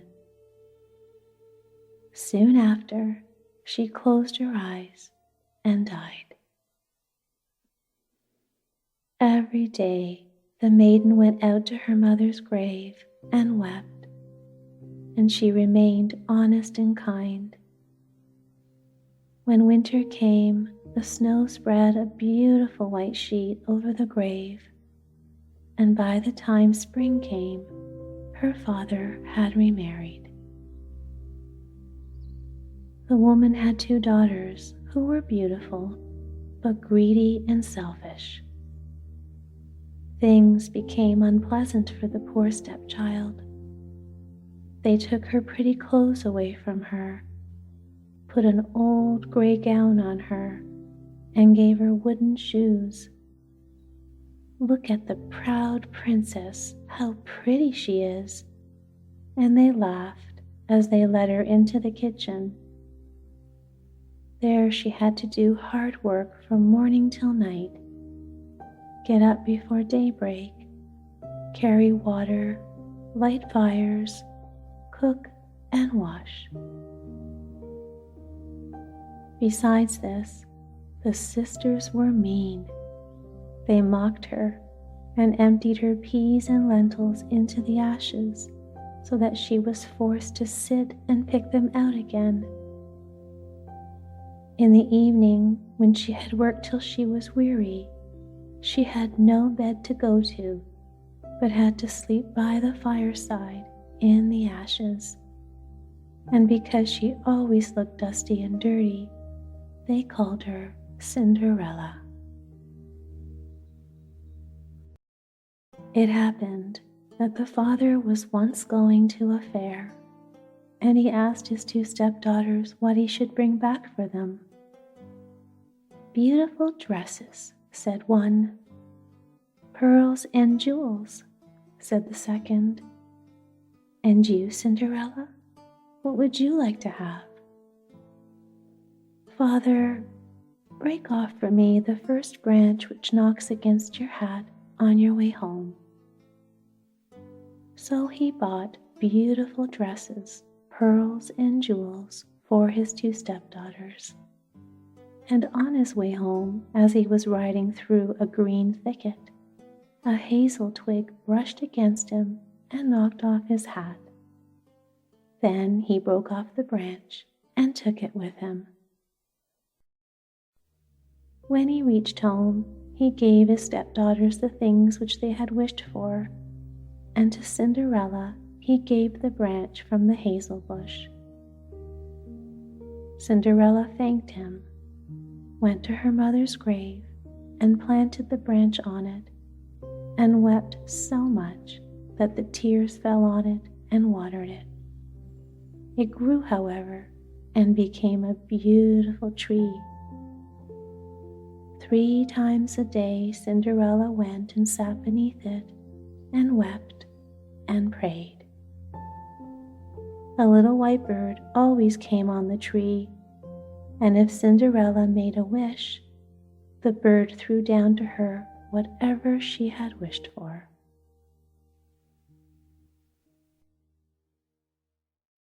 It happened that the king held a festival at the palace, which was to last 3 days, and to which all the beautiful young girls in the country were invited, in order that his son might choose himself a bride. When the two stepsisters heard that they too were to appear among the number, they were delighted, called Cinderella and said, "Comb our hair for us, brush our shoes, and fasten our buckles, for we are going to the festival at the king's palace." Cinderella obeyed, but wept, because she too would have liked to go with them to the dance, and begged her stepmother to allow her to do so. "You, Cinderella? You are dusty and dirty, and you want to go to the festival?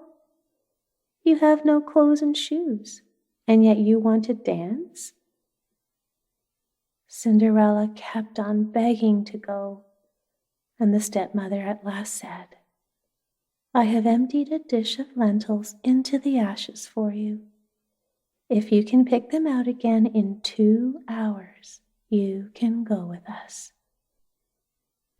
The maiden went through the back door into the garden and called, "You tame pigeons, you turtle doves, and all the birds beneath the sky, come and help me to pick the good into the pot, the bad into the crop." Then 2 white pigeons came in by the kitchen window, and afterwards the turtle doves, and at last all the little birds beneath the sky came whirring in and alighted among the ashes. The pigeons nodded with their heads and began to pick, pick, pick, pick, and the rest began also to pick, pick, pick, pick, and gathered all the good grains into the dish. Hardly had 1 hour passed before they had finished, and they all flew out again. Then the girl took the dish to her stepmother and believed that now she would be allowed to go with them to the festival. But the stepmother said, "No, Cinderella, you have no clothes and you cannot dance. You would be laughed at." And as Cinderella wept at this, the stepmother said, "If you can pick 2 dishes of lentils out of the ashes for me in 1 hour, you shall go with us." As the stepmother thought to herself, there is no chance that she could actually do this. When the stepmother had emptied the 2 dishes of lentils amid the ashes, the maiden went through the back door into the garden and called out to the birds like before. The 2 white pigeons came in by the kitchen window, and afterwards the turtle doves, and at length all the birds beneath the sky came whirring in once again and alighted among the ashes. And the doves nodded with their heads and began to pick, pick, pick, pick, and the others also began to pick, pick, pick, pick, and gathered all the good seeds into the dishes, and before half an hour was over, they had already finished, and all flew out again. Then the maiden carried the dishes to the stepmother and was delighted, and believed that she might now go with them to the festival. But the stepmother said, "You cannot go with us, for you have no clothes and cannot dance. We would be ashamed of you." On this, she turned her back on Cinderella and hurried away with her 2 proud daughters. As no one was now at home, Cinderella went to her mother's grave beneath the hazel tree and cried, "Shiver and quiver, little tree, silver and gold throw down over me." Then the bird threw a gold and silver dress down to her, and slippers embroidered with silk and silver. She put the dress on quickly and went to the festival. Her stepsisters and the stepmother, however, did not know her and thought she must be a foreign princess, for she looked so beautiful in the golden dress. They never once thought of Cinderella and believed that she was sitting at home in the dirt, picking lentils out of the ashes. The prince went to meet her, took her by the hand, and danced with her. He would dance with no other maiden, and not once did he let go of her hand. And if anyone else came to invite her, he said, "This is my partner." She danced till it was evening, and then she wanted to go home. And the king's son said, "I will go with you to keep you company," for he wished to see where the beautiful maiden lived. She escaped from him, however, and sprang into the pigeon house. The king's son waited until her father came, and then he told him that the unknown maiden had hidden herself in the pigeon house. The old man thought, "Can it be Cinderella?" And when they broke down the door, there was no one inside. And when they got home, Cinderella lay in her dirty clothes among the ashes, and a dim little oil lamp was burning on the mantelpiece, for Cinderella had jumped quickly down from the back of the pigeon house and had run to the little hazel tree, and there she had taken off her beautiful clothes and laid them on the grave, and the bird had taken them away. And then she had placed herself in the kitchen among the ashes in her gray gown. Next day, when the festival began again, and her parents and the stepsisters had gone once more, Cinderella went to the hazel tree and said, "Shiver and quiver, my little tree, silver and gold throw down over me." Then the bird threw down a much more beautiful dress than the day before. And when Cinderella appeared at the festival in this dress, everyone was astonished at her beauty. The king's son had waited until she came, and instantly took her by the hand and danced with no one but her. When others came and invited her, he said as before, "She is my partner." When evening came, she wished to leave, and the king's son followed her and wanted to see into which house she went. But she sprang away from him and into the garden behind her father's house. Therein stood a beautiful tall tree on which hung the most magnificent pears. She climbed up swiftly between the branches like a squirrel that the king's son did not know where she had gone. He waited until her father came and said to him, "The unknown maiden has escaped from me, and I believe she has climbed up the pear tree." The father thought, "Can it be Cinderella?" and had an axe brought and cut the tree down, but no one was on it. And when they got into the kitchen, Cinderella lay there among the ashes as usual, for she had jumped down on the other side of the tree, had taken the beautiful dress to the bird on the little hazel tree, and put on her gray gown. On the third day, when the parents and sisters had gone away, Cinderella went once more to her mother's grave and said to the little tree, "Shiver and quiver, my little tree, silver and gold throw down over me." And now the bird threw down to her a dress which was even more splendid and magnificent than any she had yet had. And the slippers were golden. And when she went to the festival in the dress, the guests stared at her in astonishment, and they were speechless by her beauty and grace. The king's son danced with her only, and if anyone invited her to dance, he said, "This beautiful lady is my partner."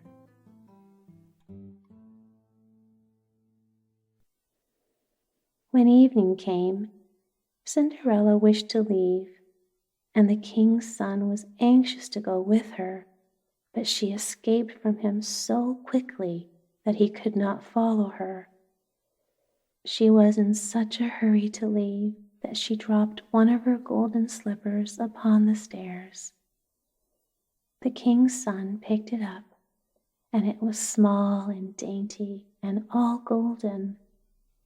Next morning he went to his father and said to him, "No one shall be my wife but whose foot this golden slipper fits."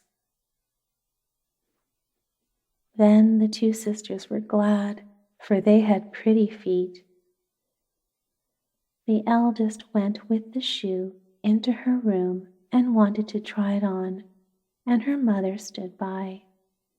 But she could not get her big toe into it, and the shoe was much too small for her. Then her mother said, "Never mind, dear. When you are queen, you will no longer have any need to go on foot." And so the silly maiden cut her toe off, forced the foot into the shoe, swallowed the pain, and went out to the king's son.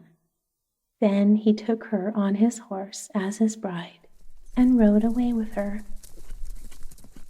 They were, however, obliged to pass the grave, and there on the hazel tree sat the two pigeons and cried, "Turn and peep, turn and peep, look within the shoe.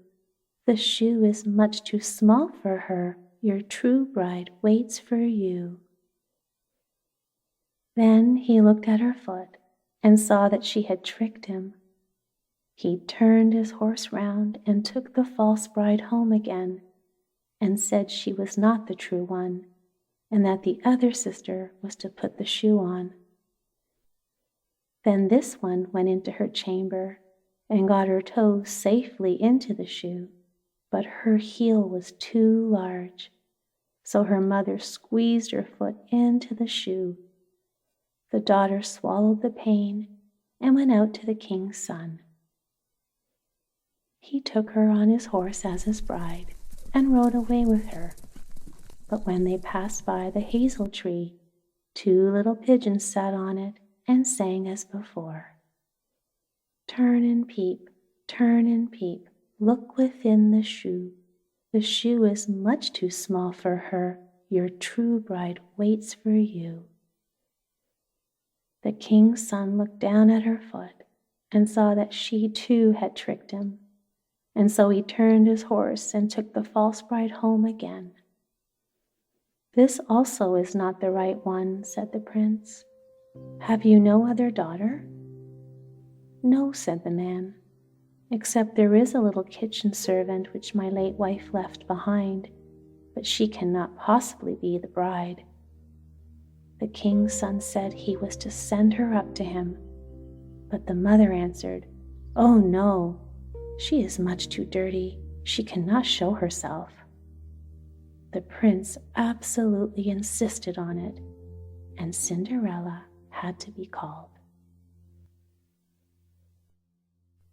She first washed her hands and face clean, and then went and bowed down before the king's son, who gave her the golden shoe.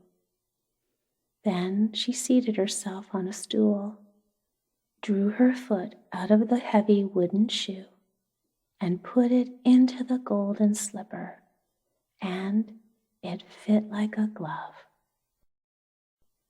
And when she rose up, and the king's son looked at her face, he recognized the beautiful maiden who had danced with him and cried, "This is my true bride."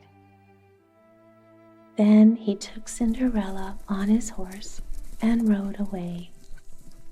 And as they passed the hazel tree, the two little pigeons cried out, "Prince, Prince, take home your bride, for your true love now sits by your side."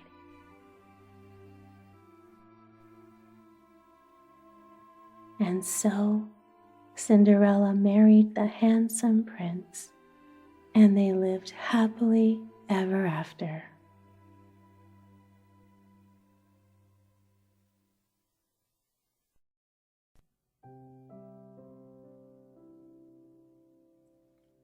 It was lovely summer weather in the country, and the golden corn, the green oats, and the haystacks piled up in the meadows looked beautiful.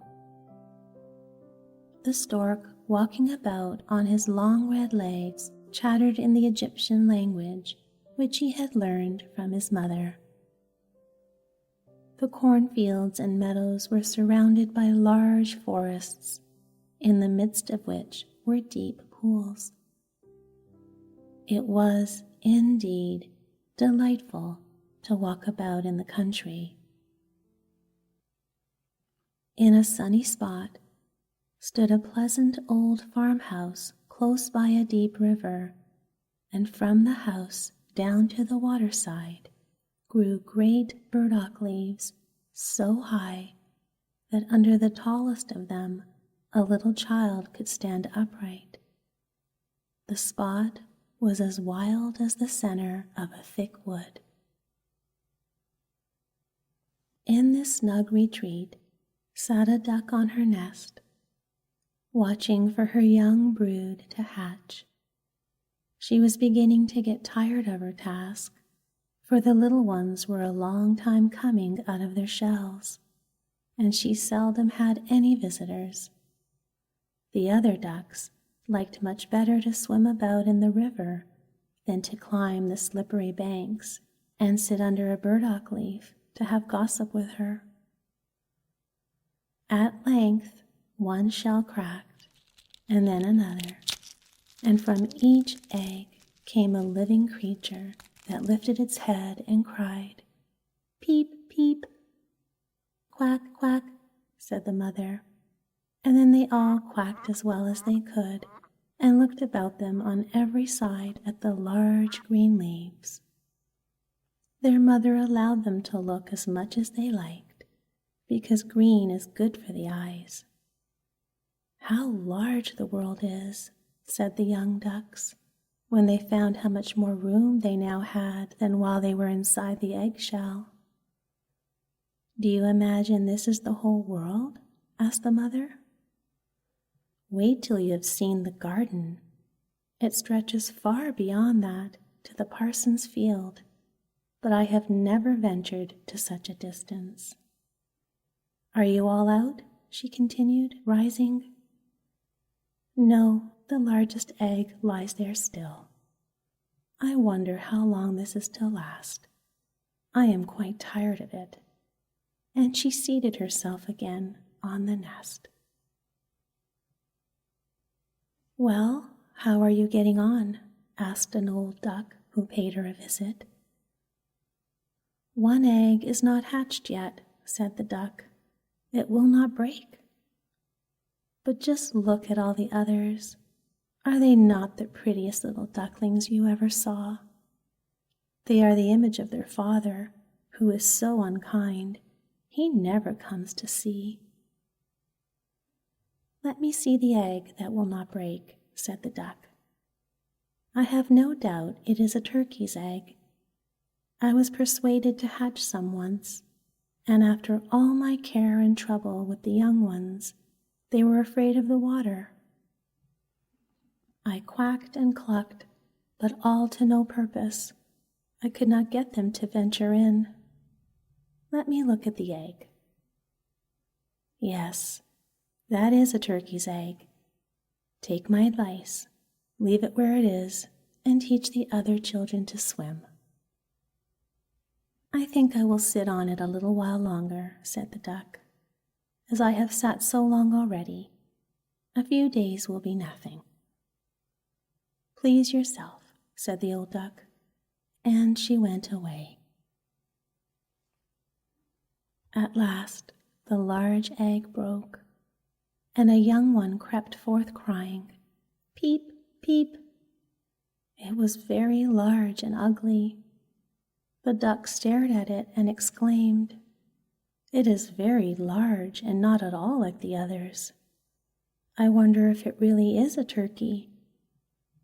We shall soon find out, however, when we go to the water.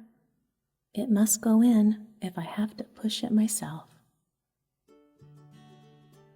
On the next day, the weather was delightful, and the sun shone brightly on the green burdock leaves. So the mother duck took her young brood down to the water and jumped in with a splash. "Quack, quack," cried she, and one after another the little ducklings jumped in.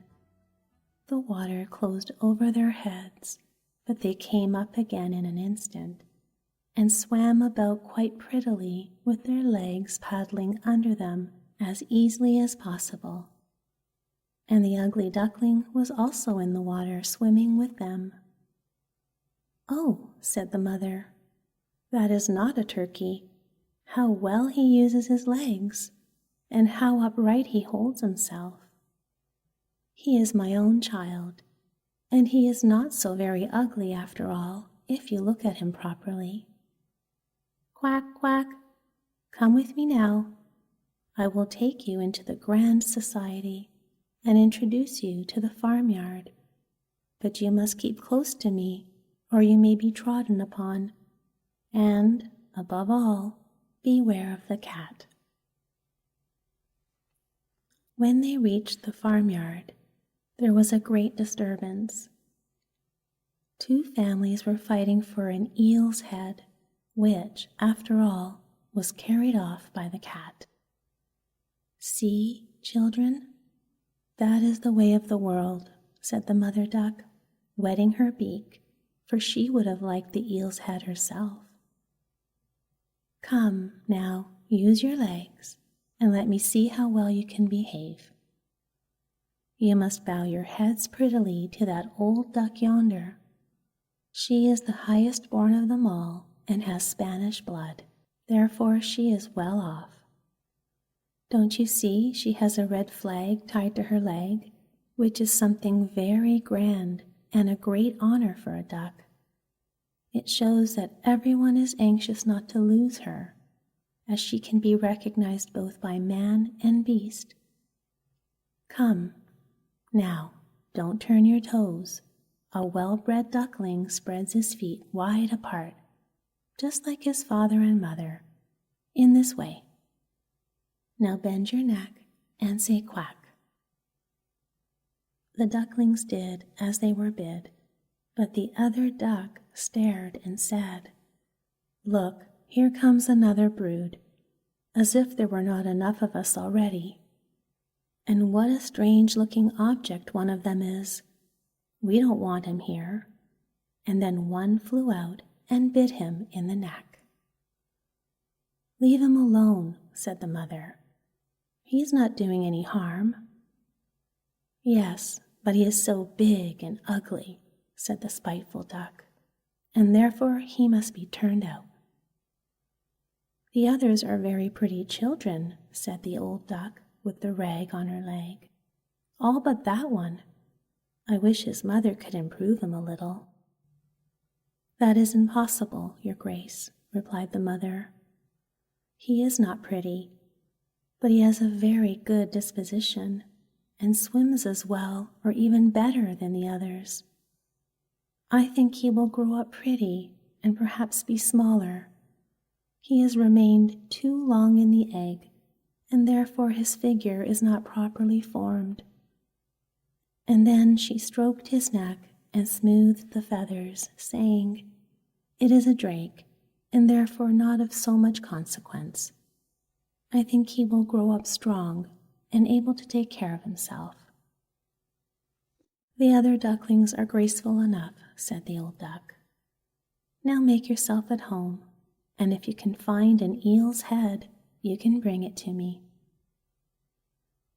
And so they made themselves comfortable, but the poor duckling, who had crept out of his shell last of all, and looked so ugly, was bitten and pushed and made fun of, not only by the ducks, but by all the poultry. "He is too big," they all said, And the turkey, who had been born into the world with spurs and fancied himself really an emperor, puffed himself out like a vessel in full sail and flew at the duckling and became quite red in the head with passion, so that the poor little thing did not know where to go and was quite miserable because he was so ugly and laughed at by the whole farmyard. So it went on from day to day till it got worse and worse. The poor duckling was driven about by everyone. Even his brothers and sisters were unkind to him and would say, "Ah, you ugly creature, I wish the cat would get you." And his mother said she wished he had never been born. The ducks pecked him, the chickens beat him, and the girl who fed the poultry kicked him with her feet. So at last he ran away, frightening the little birds in the hedge as he flew over the palings. "They are afraid of me because I am ugly," he said. So he closed his eyes and flew still farther until he came out on a large moor inhabited by wild ducks. Here he remained the whole night, feeling very tired and sorrowful. In the morning, when the wild ducks rose in the air, they stared at their new comrade. "What sort of duck are you?" they all said, coming round him. He bowed to them and was as polite as he could be, but he did not reply to their question. "You are exceedingly ugly," said the wild ducks, "but that will not matter if you do not want to marry one of our family."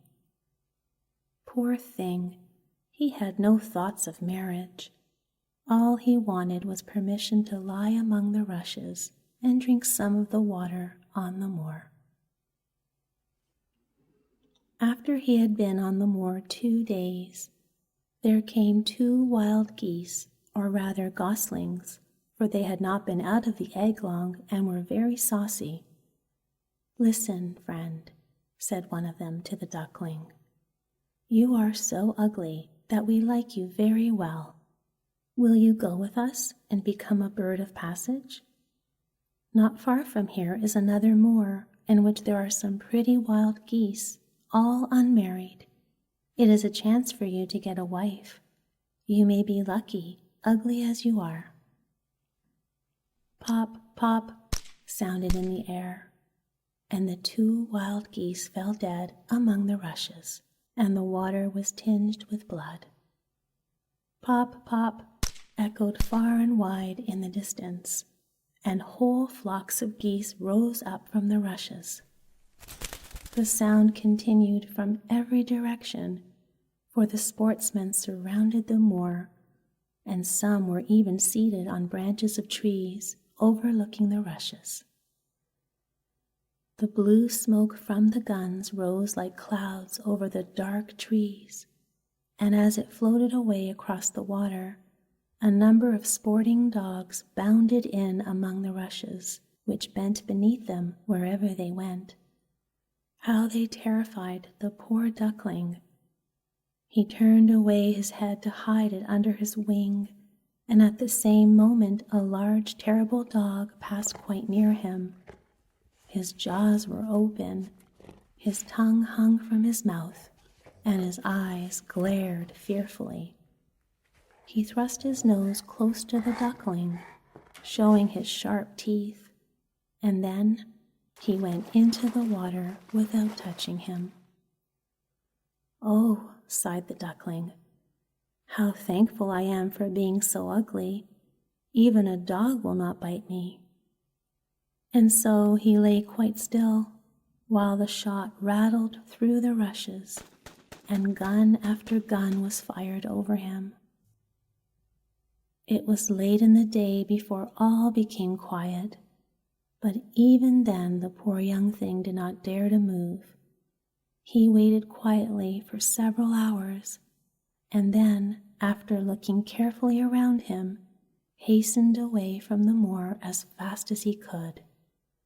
He ran over field and meadow till a storm arose, and he could hardly struggle against it. Towards evening, he reached a poor little cottage that seemed ready to fall, and only remained standing because it could not decide on which side to fall first. The storm continued so violent that the duckling could go no farther. He sat down by the cottage, and then he noticed that the door was not quite closed in consequence of one of the hinges having given way. There was therefore a narrow opening near the bottom large enough for him to slip through, which he did very quietly and got a shelter for the night. A woman, a tomcat, and a hen lived in this cottage. The tomcat, whom the mistress called my little son, was a great favorite. He could raise his back and purr, and could even throw out sparks from his fur if it were stroked the wrong way. The hen had very short legs, so she was called Chickie Shortlegs. She laid good eggs, and her mistress loved her as if she had been her own child. In the morning, the strange visitor was discovered, and the tomcat began to purr, and the hen to cluck. "What is this noise about?" said the old woman, looking round the room, but her sight was not very good. Therefore, when she saw the duckling, she thought it must be a fat duck that had strayed from home. "Oh, what a prize!" she exclaimed. "I hope it is not a drake, for then I shall have some duck eggs. I must wait and see." So the duckling was allowed to remain on trial for 3 weeks, but there were no eggs. Now the tomcat was the master of the house, and the hen was mistress, and they always said "we and the world," for they believed themselves to be half the world, and the better half too. The duckling thought that others might hold a different opinion on the subject, but the hen would not listen to such doubts. "Can you lay eggs?" she asked. "No." "Then have the goodness to hold your tongue." "Can you raise your back or purr or throw out sparks?" said the tomcat. "No." "Then you have no right to express an opinion when sensible people are speaking." So the duckling sat in a corner, feeling very low-spirited. Still the sunshine and the fresh air came into the room through the open door, and then he began to feel such a great longing for a swim on the water that he could not help telling the hen. "What an absurd idea," said the hen. "You have nothing else to do, therefore you have foolish fancies. If you could purr or lay eggs, they would pass away." "But it is so delightful to swim about on the water," said the duckling, "and so refreshing to feel it close over your head while you dive down to the bottom." "Delightful indeed," said the hen. "Why, you must be crazy. Ask the cat. He is the cleverest animal I know. Ask him how he would like to swim about on the water or to dive under it, for I will not speak of my own opinions. Ask our mistress, the old woman. There is no one in the world more clever than she is. Do you think she would like to swim or to let the water close over her head?" "You don't understand me," said the duckling. "We don't understand you? Who could understand you, I wonder? Do you consider yourself more clever than the cat or the old woman? I will say nothing of myself. Don't imagine such nonsense, child, and thank your good fortune that you have been received here. Are you not in a warm room, and in society from which you may learn something? But you are a chatterer, and your company is not very agreeable. Believe me, I speak only for your own good. I may tell you unpleasant truths, but that is a proof of my friendship. I advise you, therefore, to lay eggs and learned to purr as quickly as possible. "I believe I must go out into the world again," said the duckling.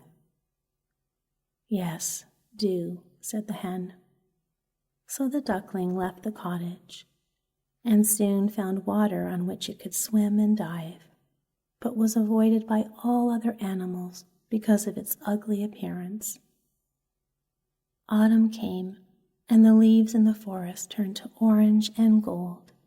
Then, as winter approached, the wind caught them as they fell and whirled them in the cold air. The clouds, heavy with hail and snowflakes, hung low in the sky, and the raven stood on the ferns crying.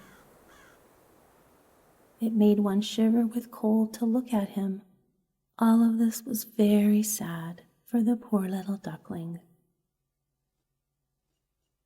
One evening, just as the sun set amid radiant clouds, there came a large flock of beautiful birds out of the bushes.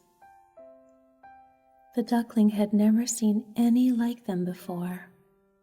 They were swans, and they curved their graceful necks while their soft plumage shone with dazzling whiteness. They uttered a singular cry as they spread their glorious wings and flew away from these cold regions to warmer countries across the sea. As they mounted higher and higher in the air, the ugly little duckling felt quite a strange sensation as he watched them. He whirled himself in the water like a wheel, stretched out his neck towards them, and uttered a cry so strange that it frightened himself. Could he ever forget those beautiful, happy birds? And when at last they were out of his sight, he dived under the water and rose again almost beside himself with excitement. He knew not the names of these birds, nor where they had flown, but he felt towards them as he had never felt for any other bird in the world. He was not envious of these beautiful creatures, but wished to be as lovely as they. Poor ugly creature, how gladly he would have lived even with the ducks had they only given him encouragement. The winter grew colder and colder. He was obliged to swim about on the water to keep it from freezing, but every night the space on which he swam became smaller and smaller. At length it froze so hard that the ice in the water crackled as he moved, and the duckling had to paddle with his legs as well as he could to keep the space from closing up. He became exhausted at last and lay still and helpless, frozen fast in the ice. Early in the morning, a peasant who was passing by saw what had happened. He broke the ice in pieces with his wooden shoe and carried the duckling home to his wife. The warmth revived the poor little creature, but when the children wanted to play with him, the duckling thought they would do him some harm, so he started up in terror, fluttered into the milk pan, and splashed the milk about the room. Then the woman clapped her hands, which frightened him still more. He flew first into the butter cask, then into the meal tub and out again. What a condition he was in! The woman screamed and struck at him with the tongs. The children laughed and screamed and tumbled over each other in their efforts to catch him, but luckily he escaped. The door stood open. The poor creature could just manage to slip out among the bushes and lie down quite exhausted in the newly fallen snow. It would be very sad were I to relate all the misery and privations which the poor little duckling endured during the hard winter. But when it had passed, he found himself lying one morning in a moor amongst the rushes. He felt the warm sun shining and heard the larks singing and saw that all around was beautiful spring. Then the young bird felt that his wings were strong as he flapped them against his sides and rose high into the air. They bore him onwards until he found himself in a large garden before he well knew how it happened. The apple trees were in full blossom, and the fragrant elders bent their long green branches down to the stream which wound round a smooth lawn. Everything looked beautiful in the freshness of early spring.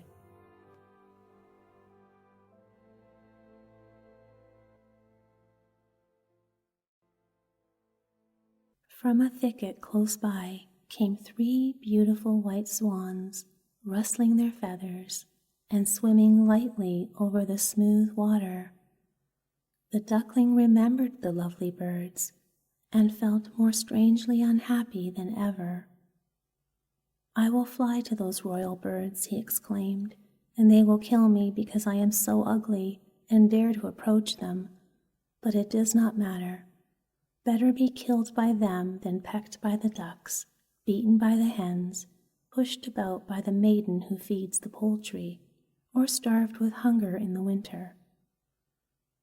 Then he flew to the water and swam towards the beautiful swans. The moment they espied the stranger, they rushed to meet him with outstretched wings. "Kill me," said the poor bird, and he bent his head down to the surface of the water and awaited death. But what did he see in the clear stream below? His own image, no longer a dark gray bird, ugly and disagreeable to look at, but a graceful and beautiful swan. To be born in a duck's nest, in a farmyard, is of no consequence to a bird if it is hatched from a swan's egg. He now felt glad at having suffered sorrow and trouble, because it enabled him to enjoy so much better all the pleasure and happiness around him. For the great swans swam round the new corner and stroked his neck with their beaks as a welcome. Into the garden presently came some little children and threw bread and cake into the water. "See," cried the youngest, "there is a new one." And the rest were delighted and ran to their father and mother, dancing and clapping their hands and shouting joyously, "There is another swan come, a new one has arrived." Then they threw more bread and cake into the water and said, "The new one is the most beautiful of all. He is so young and pretty." And the old swans bowed their heads before him. Then he felt quite ashamed and hid his head under his wing, for he did not know what to do. He was so happy, and yet not at all proud. He had been persecuted and despised for his ugliness, and now he heard them say he was the most beautiful of all the birds. Even the elder tree bent down its branches into the water before him, and the sun shone warm and bright. Then he rustled his feathers, curved his slender neck, and cried out joyfully from the depths of his heart, "I never dreamed of such happiness as this."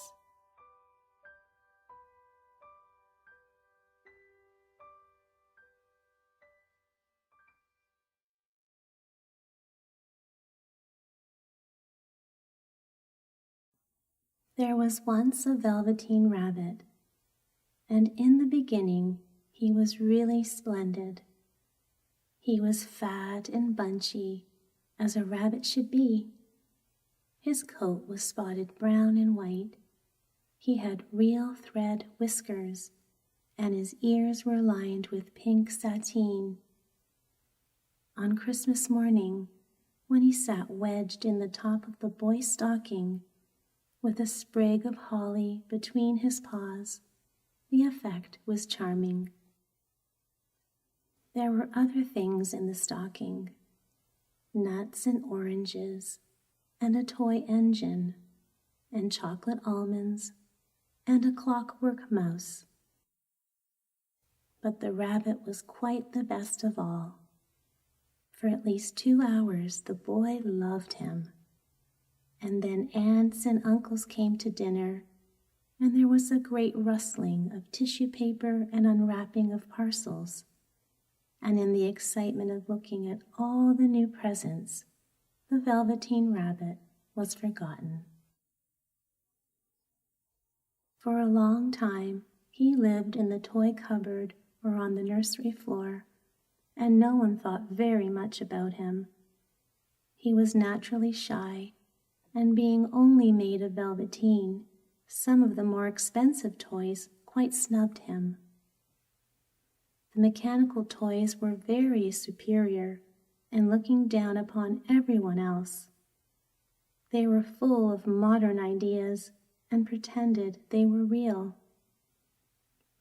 The model boat, who had lived through 2 seasons and lost most of his paint, caught the tone from them and never missed an opportunity of referring to his rigging in technical terms.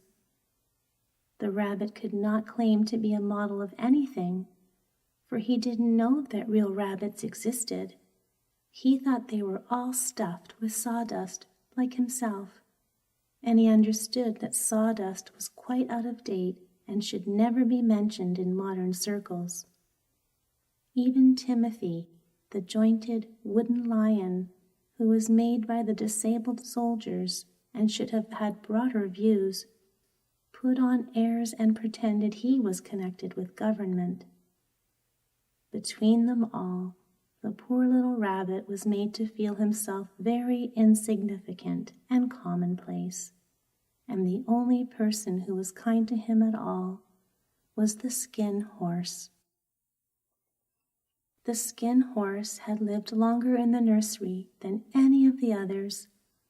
He was so old that his brown coat was bald in patches and showed the seams underneath, and most of the hairs in his tail had been pulled out to string bead necklaces.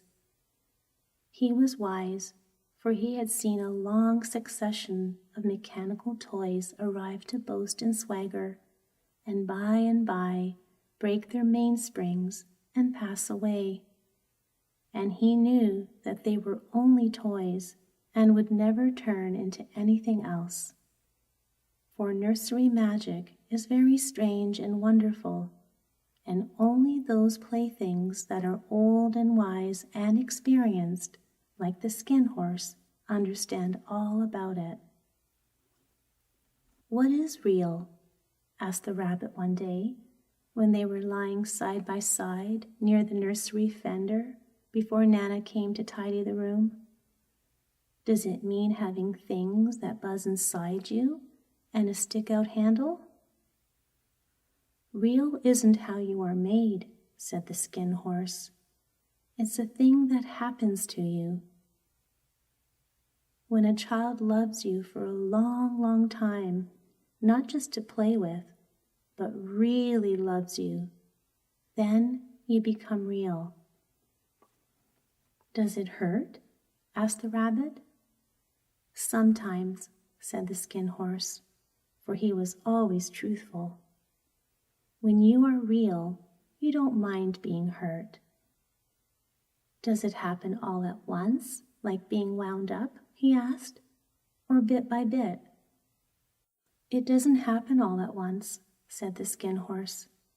"You become. It takes a long time. That's why it doesn't happen often to people who break easily or have sharp edges or who have to be carefully kept. Generally, by the time you are real, most of your hair has been loved off and your eyes drop out and you get loose in the joints and very shabby.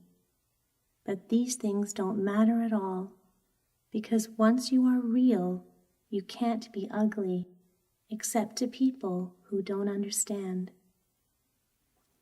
"I suppose you are real?" said the rabbit. And then he wished he had not said it, for he thought the Skin Horse might be sensitive but the Skin Horse only smiled. "The boy's uncle made me real," he said. "That was a great many years ago. But once you are real, you can't become unreal again. It lasts for always." The rabbit sighed. He thought it would be a long time before this magic called real happened to him. He longed to become real, to know what it felt like, and yet the idea of growing shabby and losing his eyes and whiskers was rather sad. He wished that he could become it without these uncomfortable things happening to him. There was a person called Nana who ruled the nursery. Sometimes she took no notice of the playthings lying about, and sometimes, for no reason whatever, she went swooping about like a great wind and hustled them away in cupboards. She called this tidying up, and the playthings all hated it, especially the tin ones. The rabbit didn't mind it so much, for wherever he was thrown, he came down soft. One evening, when the boy was going to bed, he couldn't find the china dog that always slept with him. Nana was in a hurry, and it was too much trouble to hunt for china dogs at bedtime, so she simply looked about her, and seeing that the toy cupboard door stood open, she made a swoop. "Here," she said, "take your old bunny. He'll do to sleep with you." And she dragged the bunny out by one ear and put him into the boy's arms. That night, and for many nights after, the Velveteen Rabbit slept in the boy's bed. At first he found it rather uncomfortable, for the boy hugged him very tight, and sometimes he rolled over on him, and sometimes he pushed him so far under the pillow that the rabbit could scarcely breathe. And he missed those long moonlight hours in the nursery when all the house was silent, and his talks with the Skin Horse. But very soon he grew to like it, for the boy used to talk to him and made nice tunnels for him under the bedclothes that he said were like the burrows the real rabbits lived in. And they had splendid games together, in whispers, when Nana had gone away to her supper and left the nightlight burning on the mantelpiece. And when the boy dropped off to sleep, the rabbit would snuggle down close under his little warm chin and dream, with the boy's hands clasped close round him all night long. And so time went on, and the little rabbit was very happy. So happy that he never noticed how his beautiful velveteen fur was getting shabbier and shabbier, and his tail becoming unsewn, and all the pink rubbed off his nose where the boy had kissed him. Spring came, and they had long days in the garden, for wherever the boy went, the rabbit went too. He had rides in the wheelbarrow, and picnics on the grass, and lovely fairy huts built for him under the raspberry canes behind the flower border. And once, when the boy was called away suddenly to go out to tea, the rabbit was left out on the lawn until long after dusk, and Nana had to come and look for him with the candle because the boy couldn't go to sleep unless he was there. He was wet through with the dew and quite earthy from diving into the burrows the boy had made for him in the flower bed. And Nana grumbled as she rubbed him off with a corner of her apron. "You must have your old bunny," she said. "Fancy all that fuss for a toy." The boy sat up in bed and stretched out his hands. "Give me my bunny," he said. "You mustn't say that. He isn't a toy. He's real." When the little rabbit heard that, he was happy, for he knew that what the Skin Horse had said was true at last. The nursery magic had happened to him, and he was a toy no longer. He was real. The boy himself had said it. That night he was almost too happy to sleep, and so much love stirred in his little sawdust heart that it almost burst. And into his boot-button eyes that had long ago lost their polish, there came a look of wisdom and beauty, so that even Nana noticed it next morning when she picked him up and said, "I declare if that old bunny hasn't got quite a knowing expression." That was a wonderful summer. Near the house where they lived there was a wood, and in the long June evenings the boy liked to go there after tea to play. He took the Velveteen Rabbit with him, and before he wandered off to pick flowers or play at brigands among the trees, he always made the rabbit a little nest somewhere among the bracken where he would be quite cozy, for he was a kind-hearted little boy, and he loved Bunny to be comfortable. One evening, while the rabbit was lying there alone, watching the ants that ran to and fro between his velvet paws in the grass, he saw two strange beings creep out of the tall bracken near him. They were rabbits like himself, but quite furry and brand new. They must have been very well made, for their seams didn't show at all, and they changed shape in a queer way when they moved. One minute they were long and thin, and the next minute fat and bunchy, instead of always staying the same like he did. Their feet padded softly on the ground, and they crept quite close to him, twitching their noses, while the rabbit stared hard to see which side the clockwork stuck out, for he knew that people who jump generally have something to wind them up, but he couldn't see it. They were evidently a new kind of rabbit altogether.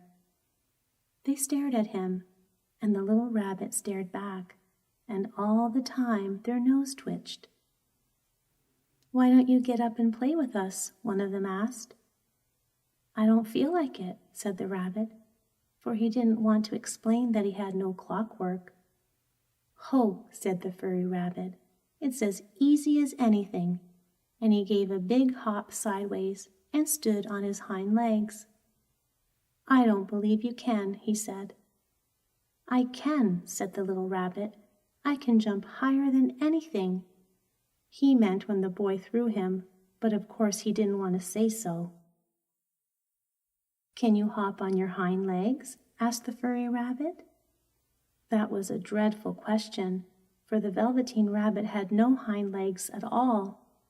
The back of him was made all in one piece, like a pincushion. He sat still in the bracken and hoped that the other rabbits wouldn't notice. "I don't want to," he said again.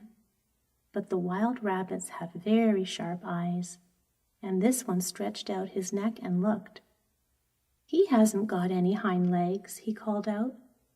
"Fancy a rabbit without any hind legs," and he began to laugh. "I have," cried the little rabbit. "I have got hind legs. I am sitting on them." "Then stretch them out and show me, like this," said the wild rabbit, and he began to whirl around and dance till the little rabbit got quite dizzy. "I don't like dancing," he said. "I'd rather sit still." But all the while he was longing to dance, for a funny new tickly feeling ran through him, and he felt he would give anything in the world to be able to jump about like these rabbits did. The strange rabbit stopped dancing and came quite close. He came so close this time that his long whiskers brushed the Velveteen Rabbit's ear, and then he wrinkled his nose suddenly and flattened his ears and jumped backwards. "He doesn't smell right," he exclaimed. "He isn't a rabbit at all. He isn't real." "I am real," said the little rabbit. "I am real. The boy said so," and he nearly began to cry. Just then there was a sound of footsteps, and the boy ran past near them, and with a stamp of feet and a flash of white tails, the two strange rabbits disappeared. "Come back and play with me," called the little rabbit. "Oh, do come back. I know I am real." But there was no answer. Only the little ants ran to and fro, and the bracken swayed gently where the two strangers had passed. The Velveteen Rabbit was all alone. "Oh dear," he thought, "why did they run away like that? Why couldn't they stop and talk to me?"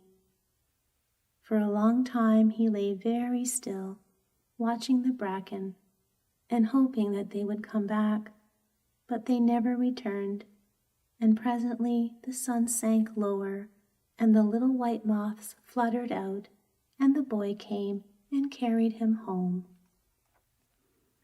Weeks passed, and the little rabbit grew very old and shabby, but the boy loved him just as much.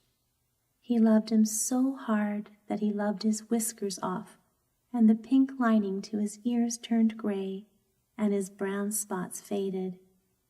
He even began to lose his shape, and he scarcely looked like a rabbit any more, except to the boy. To him, he was always beautiful, and that was all that the little rabbit cared about. He didn't mind how he looked to other people, because the nursery magic had made him real, and when you are real, shabbiness doesn't matter.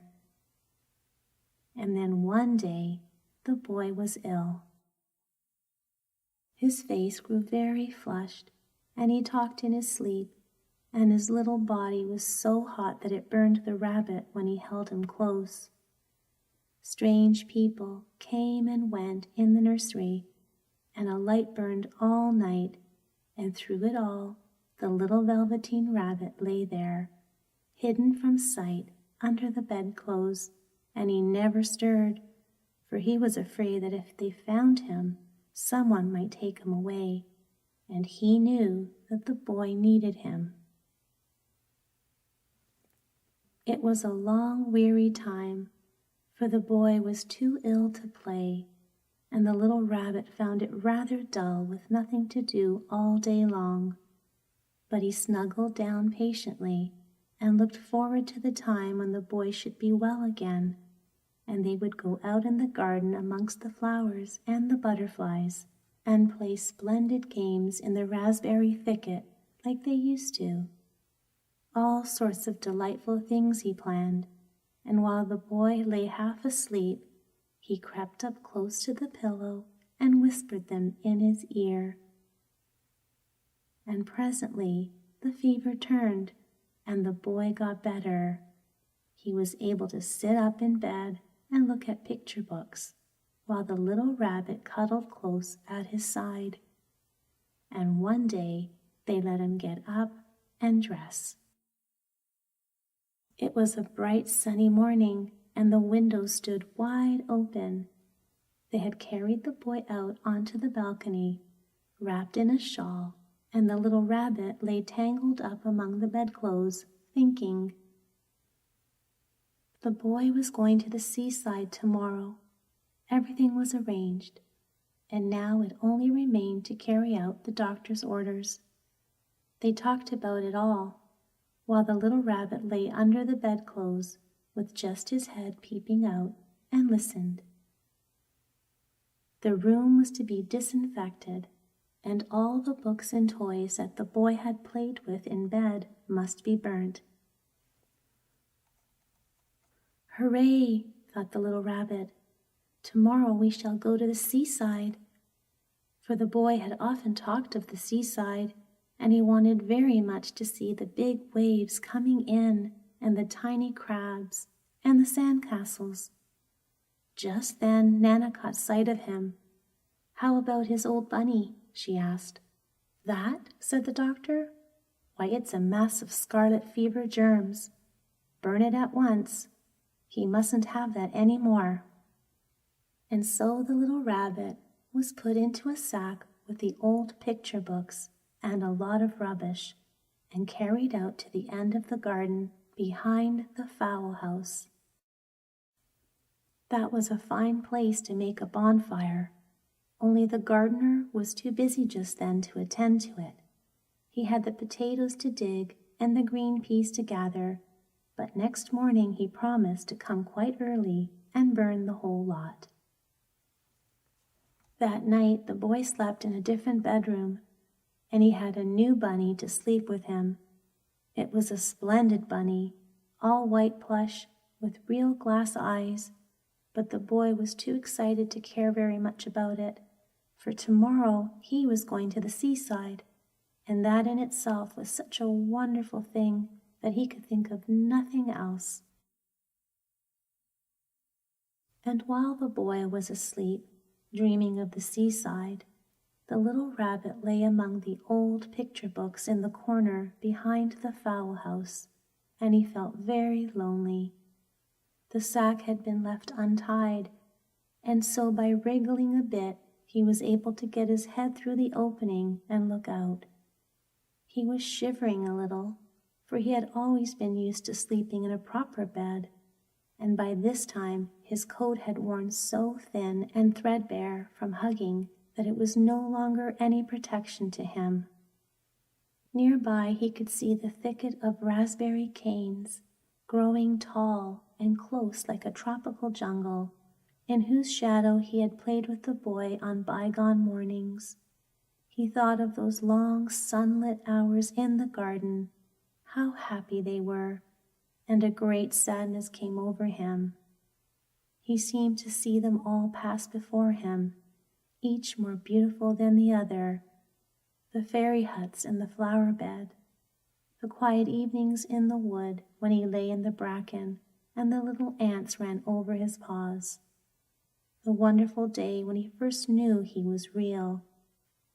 He thought of the skin horse, so wise and gentle, and all that he had told him. Of what use was it to be loved and lose one's beauty and become real if it all ended like this? And a tear, a real tear, trickled down his little shabby velvet nose and fell to the ground. And then a strange thing happened, for when the tear had fallen, a flower grew out of the ground, a mysterious flower, not at all like any that grew in the garden. It had slender green leaves, the color of emeralds, and in the center of the leaves a blossom like a golden cup. It was so beautiful that the little rabbit forgot to cry and just lay there watching it. And presently the blossom opened, and out of it there stepped a fairy. She was quite the loveliest fairy in the whole world. Her dress was of pearl and dewdrops, and there were flowers round her neck and in her hair. And her face was like the most perfect flower of all.